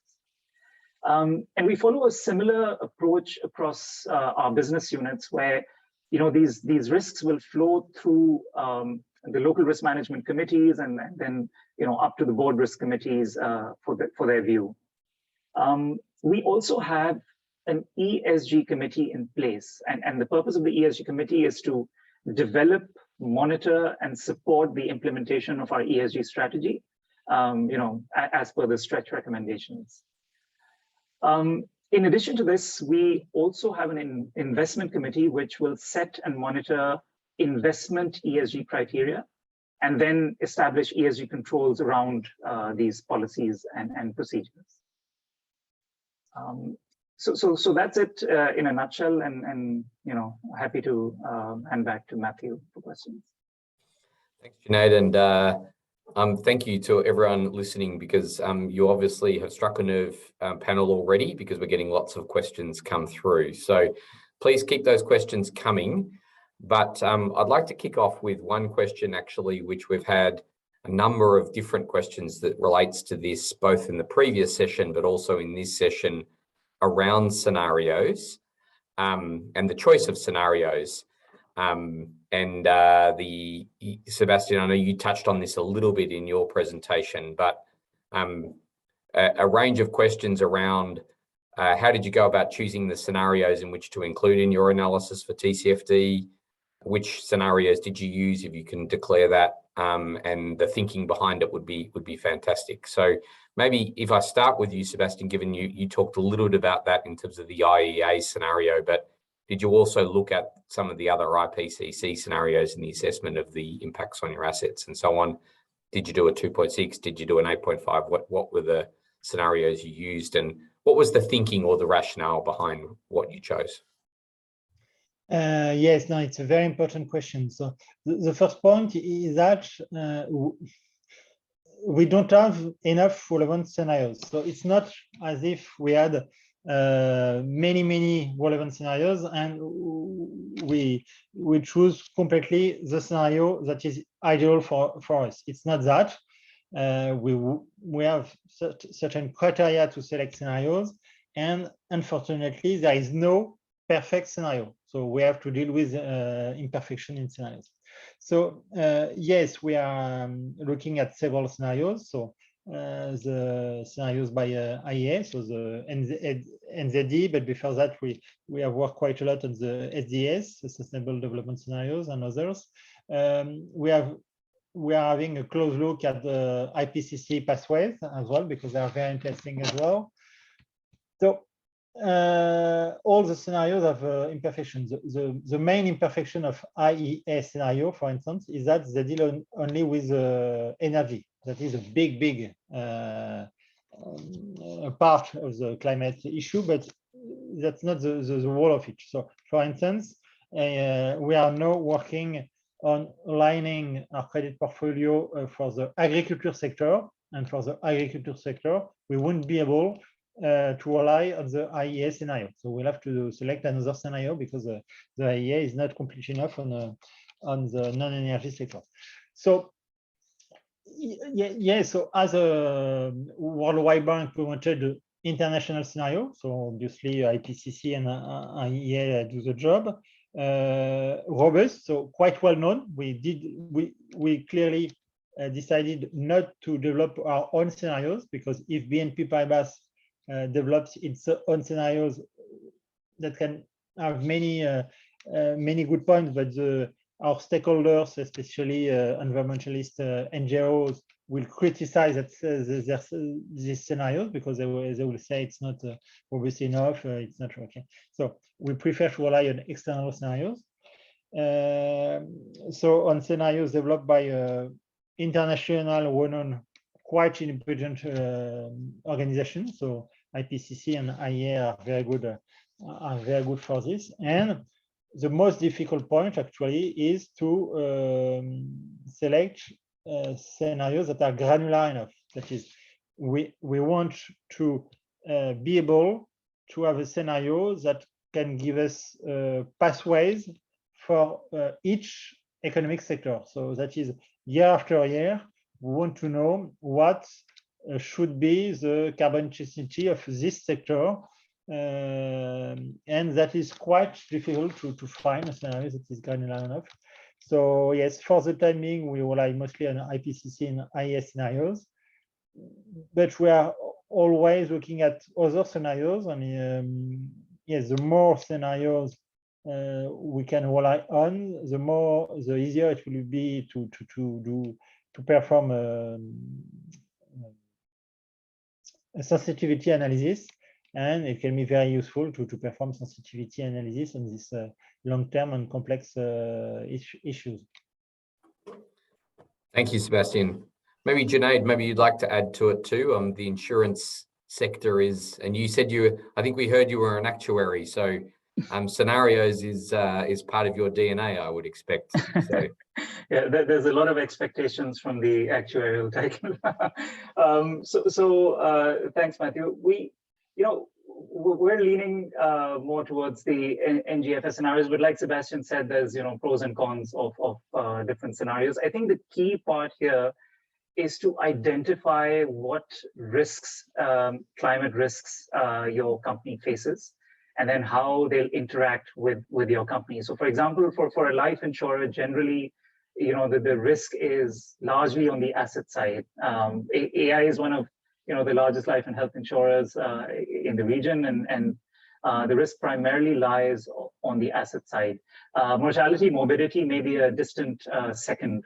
So ideally, you're looking for the impact of these scenarios on your asset values by way of interest rates, currency rates, credit rates, things like that. And what you want to do is to have some sort of a computable general equilibrium model.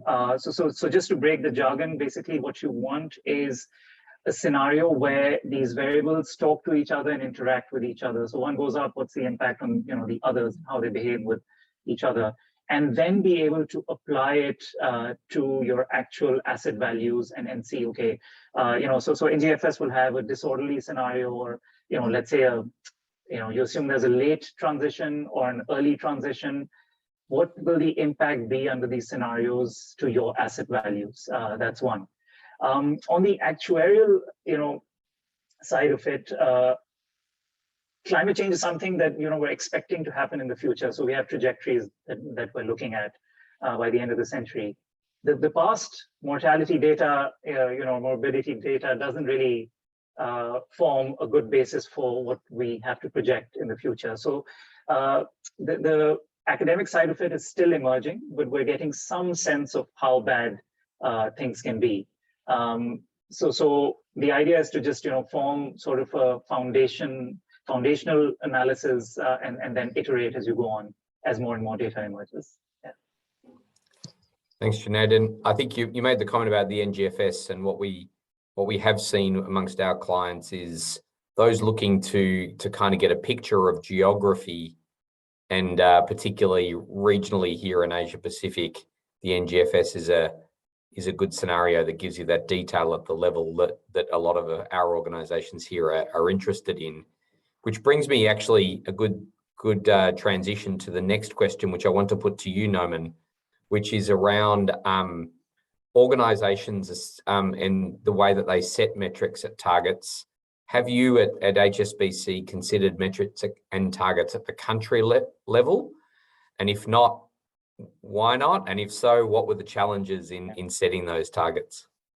Sure, quite a good question. And I guess the first point is like, what kind of metrics are we talking about? So if we look at from an emissions lens, if we are talking about your an organization's own emissions, scope 1 and 2 data, and as an example, the HSBC group has an ambition to be net zero in our own operations by 2030. So those kind of metrics and targets are basically going down to country level, that how do we reduce our own operational emissions from a country perspective. But then the second kind of metrics is in relation to scope 3 or financed emissions as an example, where I think that currently there is quite limited data to do the calculations of financed emissions for banks as an example. And the challenge we face is that given that the customer emissions data is quite limited, and for example, most of the organizations, when they publish their emissions data, it is at the top consolidated entity level. To do financed emissions calculations is only possible mostly at a consolidated level. So it's quite difficult to do calculations for scope 3 finance emissions at a country level. Then setting up targets is kind of related to that given that we are doing calculations mostly at a consolidated level, then the strategy and targets are generally set up at a group or consolidated level. I feel that as and when more and more granular emissions data is available, then companies would consider setting targets at a country level for scope 3 financed emissions going forward. But at this moment in time for that, most of these financed emissions targets are being set at a consolidated group level. I wonder if Seb has any comments or thoughts on it, but that's how we are seeing it at the moment. Seb, what's your view? Have you yes. at BNP set country level targets? You mentioned that you'd set business unit targets, but have you also then extended that to country level targets as part of your metrics and target setting process under TCFD? Excuse me. Please give me 5 minutes. Sorry. No problems. We might come back to Sebastian on that, Noman, but one of the follow-up questions actually we have, which was directed to you as well, was, and you talked a little bit about how you're looking at deploying the metrics and targets at the country level and so on, but the question here is about how HSBC is deploying its strategy in the and how ESG has been integrated into the business. Is that happening at a consolidated level, but also happening at the country level too, Norman? Yeah, another good question. So I guess from a HSBC group perspective, what we did was that we have made transition to net zero one of our core pillars of our strategy for the HSBC group strategy. So the fourth pillar of our strategy is transition to net zero. What it means is that we really want to drive customer behavior into the climate world. And we have taken a number of steps in relation to that. First of all, the board and senior management level engagement is much higher now, given the focus on the topic. We also hired our Chief Sustainability Officer last year, Celine Herwire, who joined the organization to drive the whole sustainability and climate agenda forward. And then so we have set out a strategy that we need to transition to net zero. In October 2020, we came out with our climate ambitions, and recently in March of this year, we came out further how we are expanding on our ambitions on climate. What we are doing now is that we are trying to identify how do we embed this into the organization, which includes things like that, whatever opportunities are in relation to ESG and sustainability, how can that be built into the planning process as an example. And then we are also looking how our climate risk management framework is also enhanced, so that we are, from a risk lens perspective, we are looking at climate risk as well. We are also enhancing our scenario analysis capabilities as well. And lastly, one of our main climate ambitions are to provide sustainable finance and investments between $750 billion to $1 trillion by 2030. So we have put a kind of a commercial ambition out there, and that is how we are trying to drive the climate agenda forward from a business perspective. Great, thank you, Norman.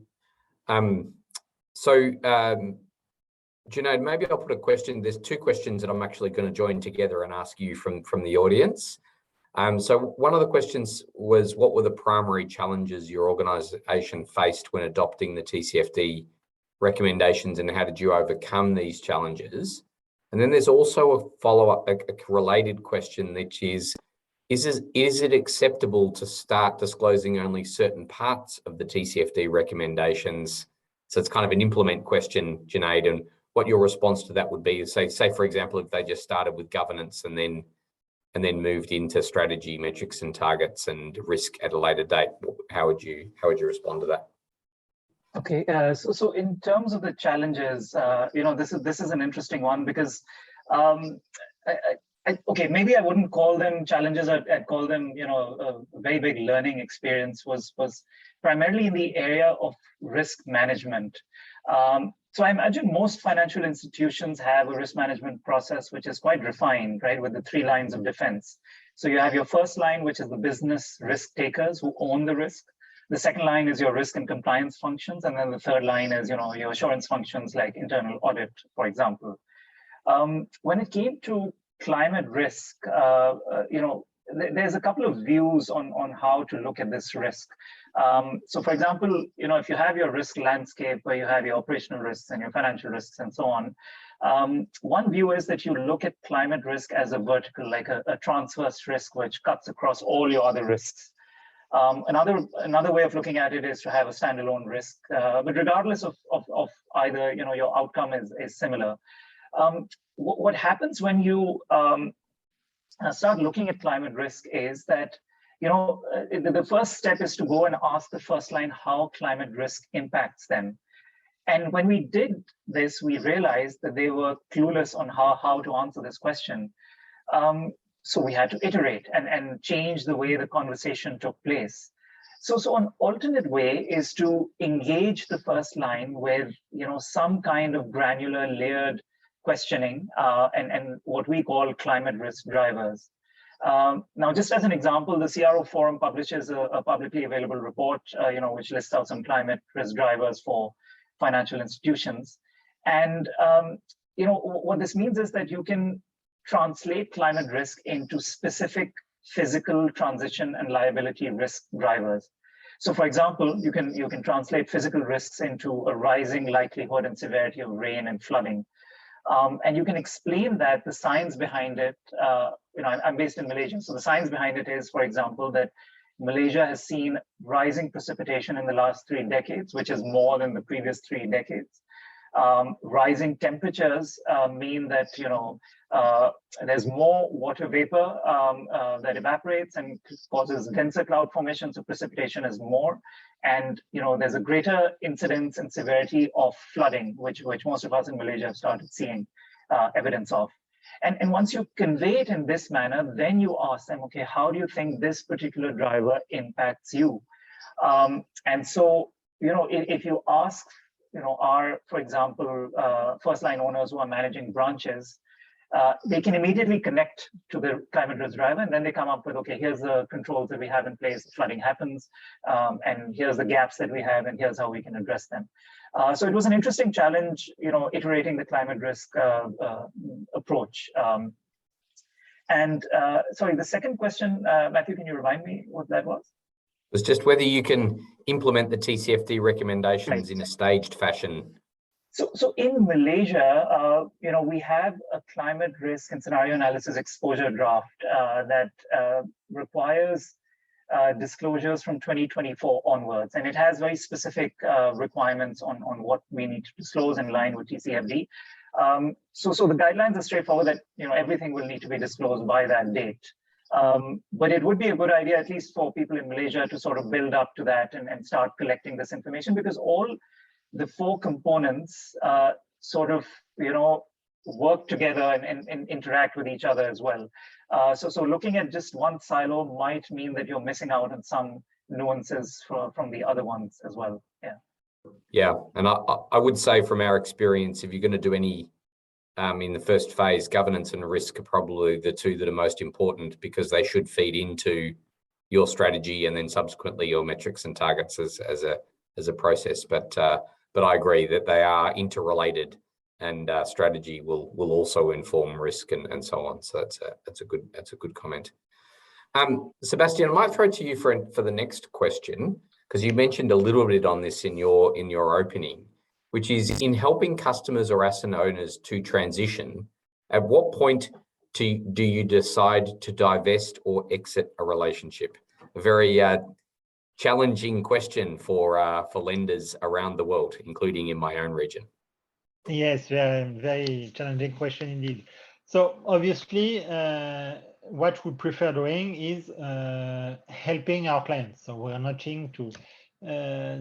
So what we do is we assess the climate strategy of each of our clients. So starting with the biggest corporations. And we assess to what extent this climate strategy is aligned with our long-term climate goal, so with carbon neutrality by 2050. And so there are several options. Either our client strategy is already aligned with a long-term climate neutrality strategy, so it's good. Second option, it's not yet aligned, but they acknowledge the challenge, the climate challenge, and they started investing to develop less carbon intensive activities. So we are here to help them invest, and so on and so on and so on and so forth. And there is the bad situation in which, okay, we consider that our clients have not taken into account the high significance of climate risk, and they are not willing, at least they are not showing that they are willing to implement a long-term sustainable climate strategy. And so in this case, we try to have a constructive dialogue with them. So at the highest level of the company, we try to convince them into implementing a more sustainable strategy. But in the end, at the very end, if we consider that their strategy is not at all compatible with climate neutrality, with our long-term climate ambitions, yes, we'll have to divest from these companies. So we don't do it very often because it's not our main target, but we have already done it. For instance, there are quite many companies that we divested from. For instance, in unconventional oil and gas. So in 2017, when we decided to divest, to stop financing unconventional oil and gas, because in our opinion, we don't need. The world doesn't need unconventional oil and gas. We have enough conventional oil and gas to provide with the energy needs of the planet. So unconventional oil and gas has higher greenhouse gas emissions, and it's not useful. So we decided to exit from unconventional oil and gas. And so we stopped working. We exited from clients specialized in unconventional oil and gas. We had an exposure, a credit exposure of 4 billion euros in unconventional oil and gas, and this exposure decreased to zero in a few years because we stopped working with these companies. And it's the same thing with coal. So we decided to exit completely from coal in 2030 in the European Union and in the OECD countries by 2030, and in the rest of the world by 2040. And so if we consider that a company will be completely unable or is completely has decided not to exist coal by 2030 when it's a European company, for instance, yes, at one point or another, we'll have to divest from them. And we had this kind of issue in Poland, for instance, where many companies were relying quite a lot on coal, and it was obvious they decided not to exit coal by 2030. So we had to stop our business relationship with several companies. But okay, obviously, what we want to do, our main role is not to stop financing our clients, but our main role is obviously to finance our clients and to help them in the energy transition. That's what we are here for, and we hope that we'll be able to do it with as many clients as possible. Matthew, can I add something to this as well? Please, Norman. Yeah. So I guess the way we want we are trying to answer this question is that I mean, as Seb said, like banks and especially like HSBC, we want to help customers transition. I think that's quite important rather than run away from them. So the way we are trying to answer this question is that in 2023, we HSBC will come up with our own climate transition plan. And then we will be also asking certain customers for some of the high carbon intensive sectors, certain customers about their own transition plans as well. So when we get their transition plans and we compare against what our own climate transition plan is, that will help us inform ourselves how much alignment there is. And I think that is what will drive our decision-making process from that perspective. And as Seb mentioned, specifically on thermal coal financing, banks eventually will have phase-out plans. But other than thermal coal, for other sectors, I think the key point is that organizations need to come up with their own transition plans and then compare what their clients are doing and whether that is aligned or not. I think that is how we should also look at this problem. Yeah, it's a great point. And certainly institutional investors are also looking for transition plans and how that stacks up to their portfolio transition plans and whether they match up. So it's a great point, Naman. Junaid, I've got a question for you, which is a bit more of a technical one. So feel free to tell me if you can't answer it. But I think it looks like someone might be trying to get some free financial advice. So we'll put it to you and see how we go. So it says to stress test asset portfolios, e.g. bond portfolios, how would the default risk shock be calibrated? What are the typical modifications from the credit default data available, e.g. credit swaps?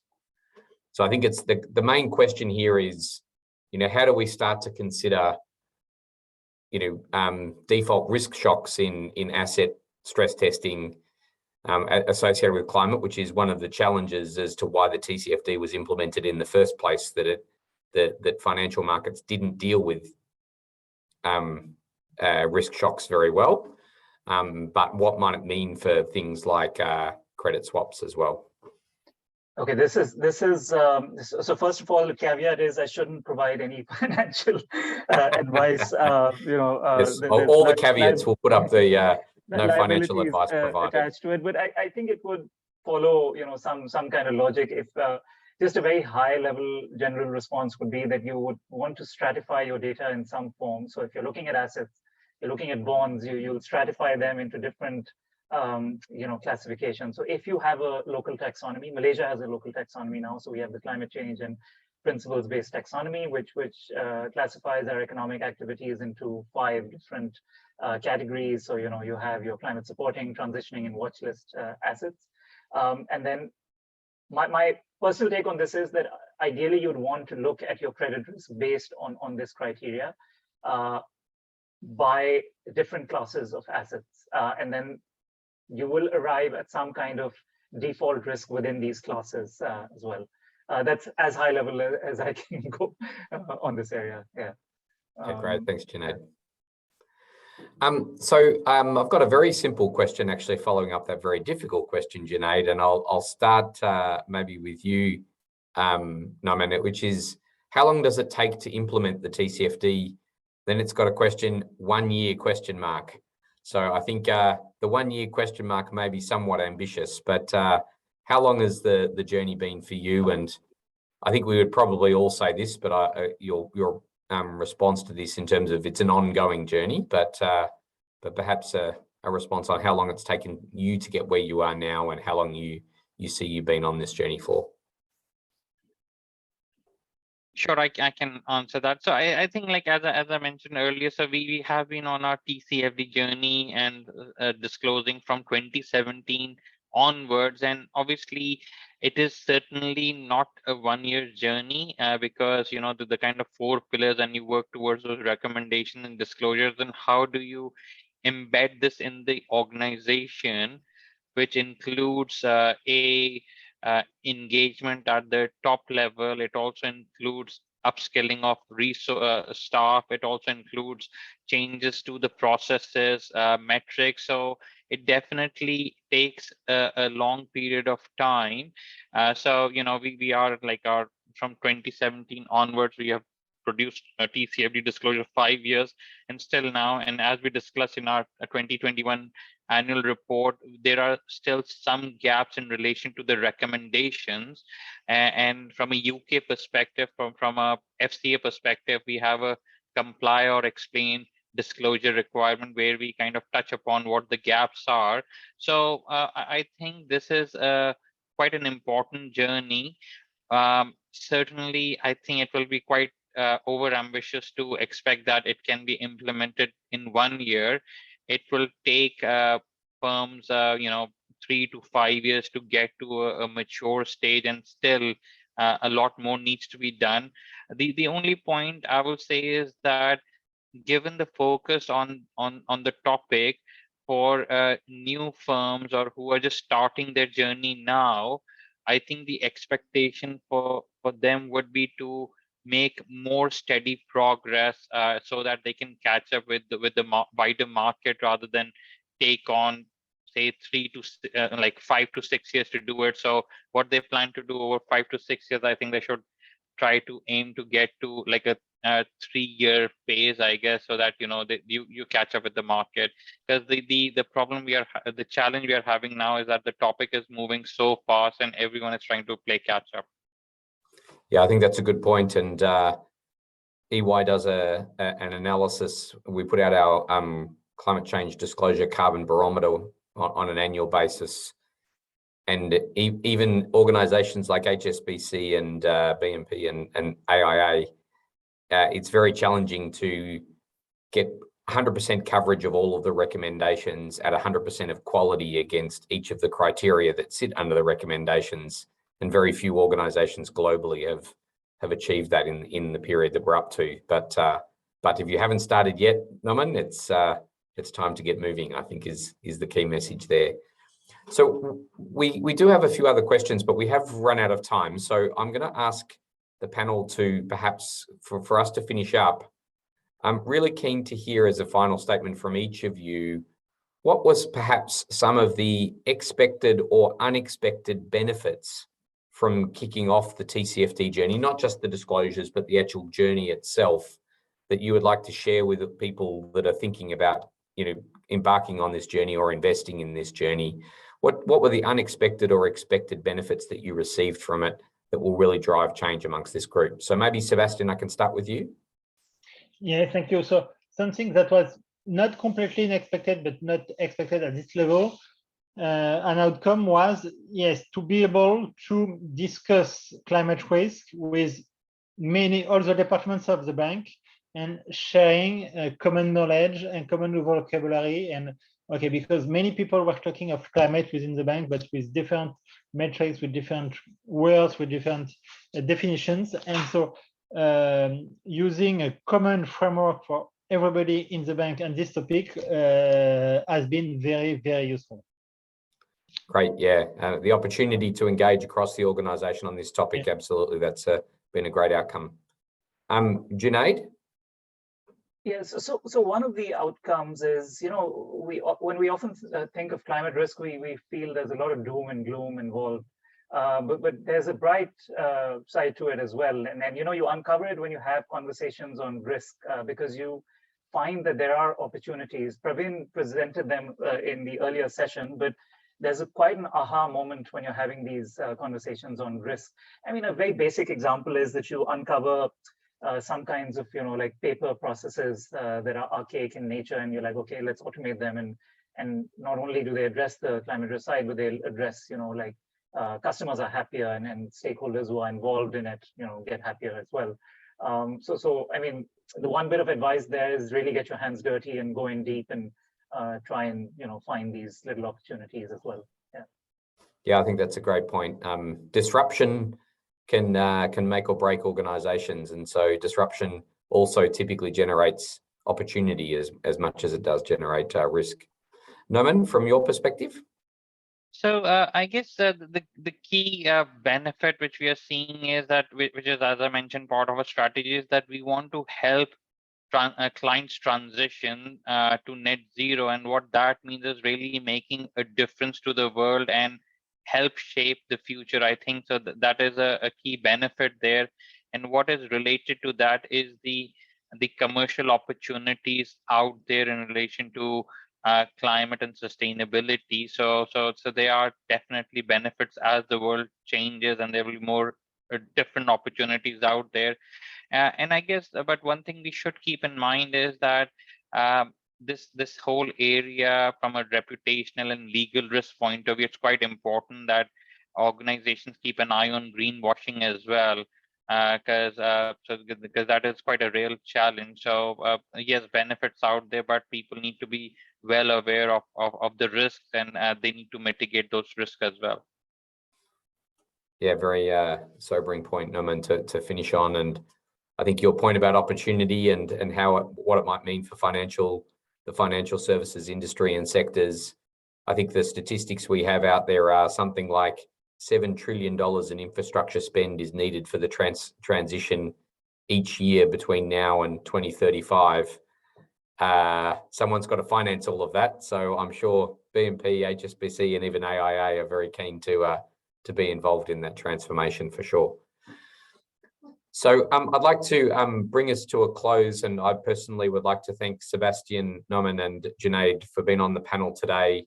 It's been a fantastic conversation, and your experiences and your leadership in taking forward TCFD in the early years and staying the course and being on this journey and sharing those experiences with this group is extremely valuable. So we really appreciate you coming along and sharing your wisdom with us.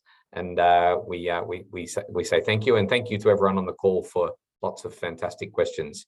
And so with that, I'm going to pass back to Joel. Thank you very much. Thank you, everyone. Thanks, Matt, Norman, Sebastian, and Junaid. I thoroughly enjoyed the rich conversations in the past hour or so, and I'm sure the attendees would feel the same way too.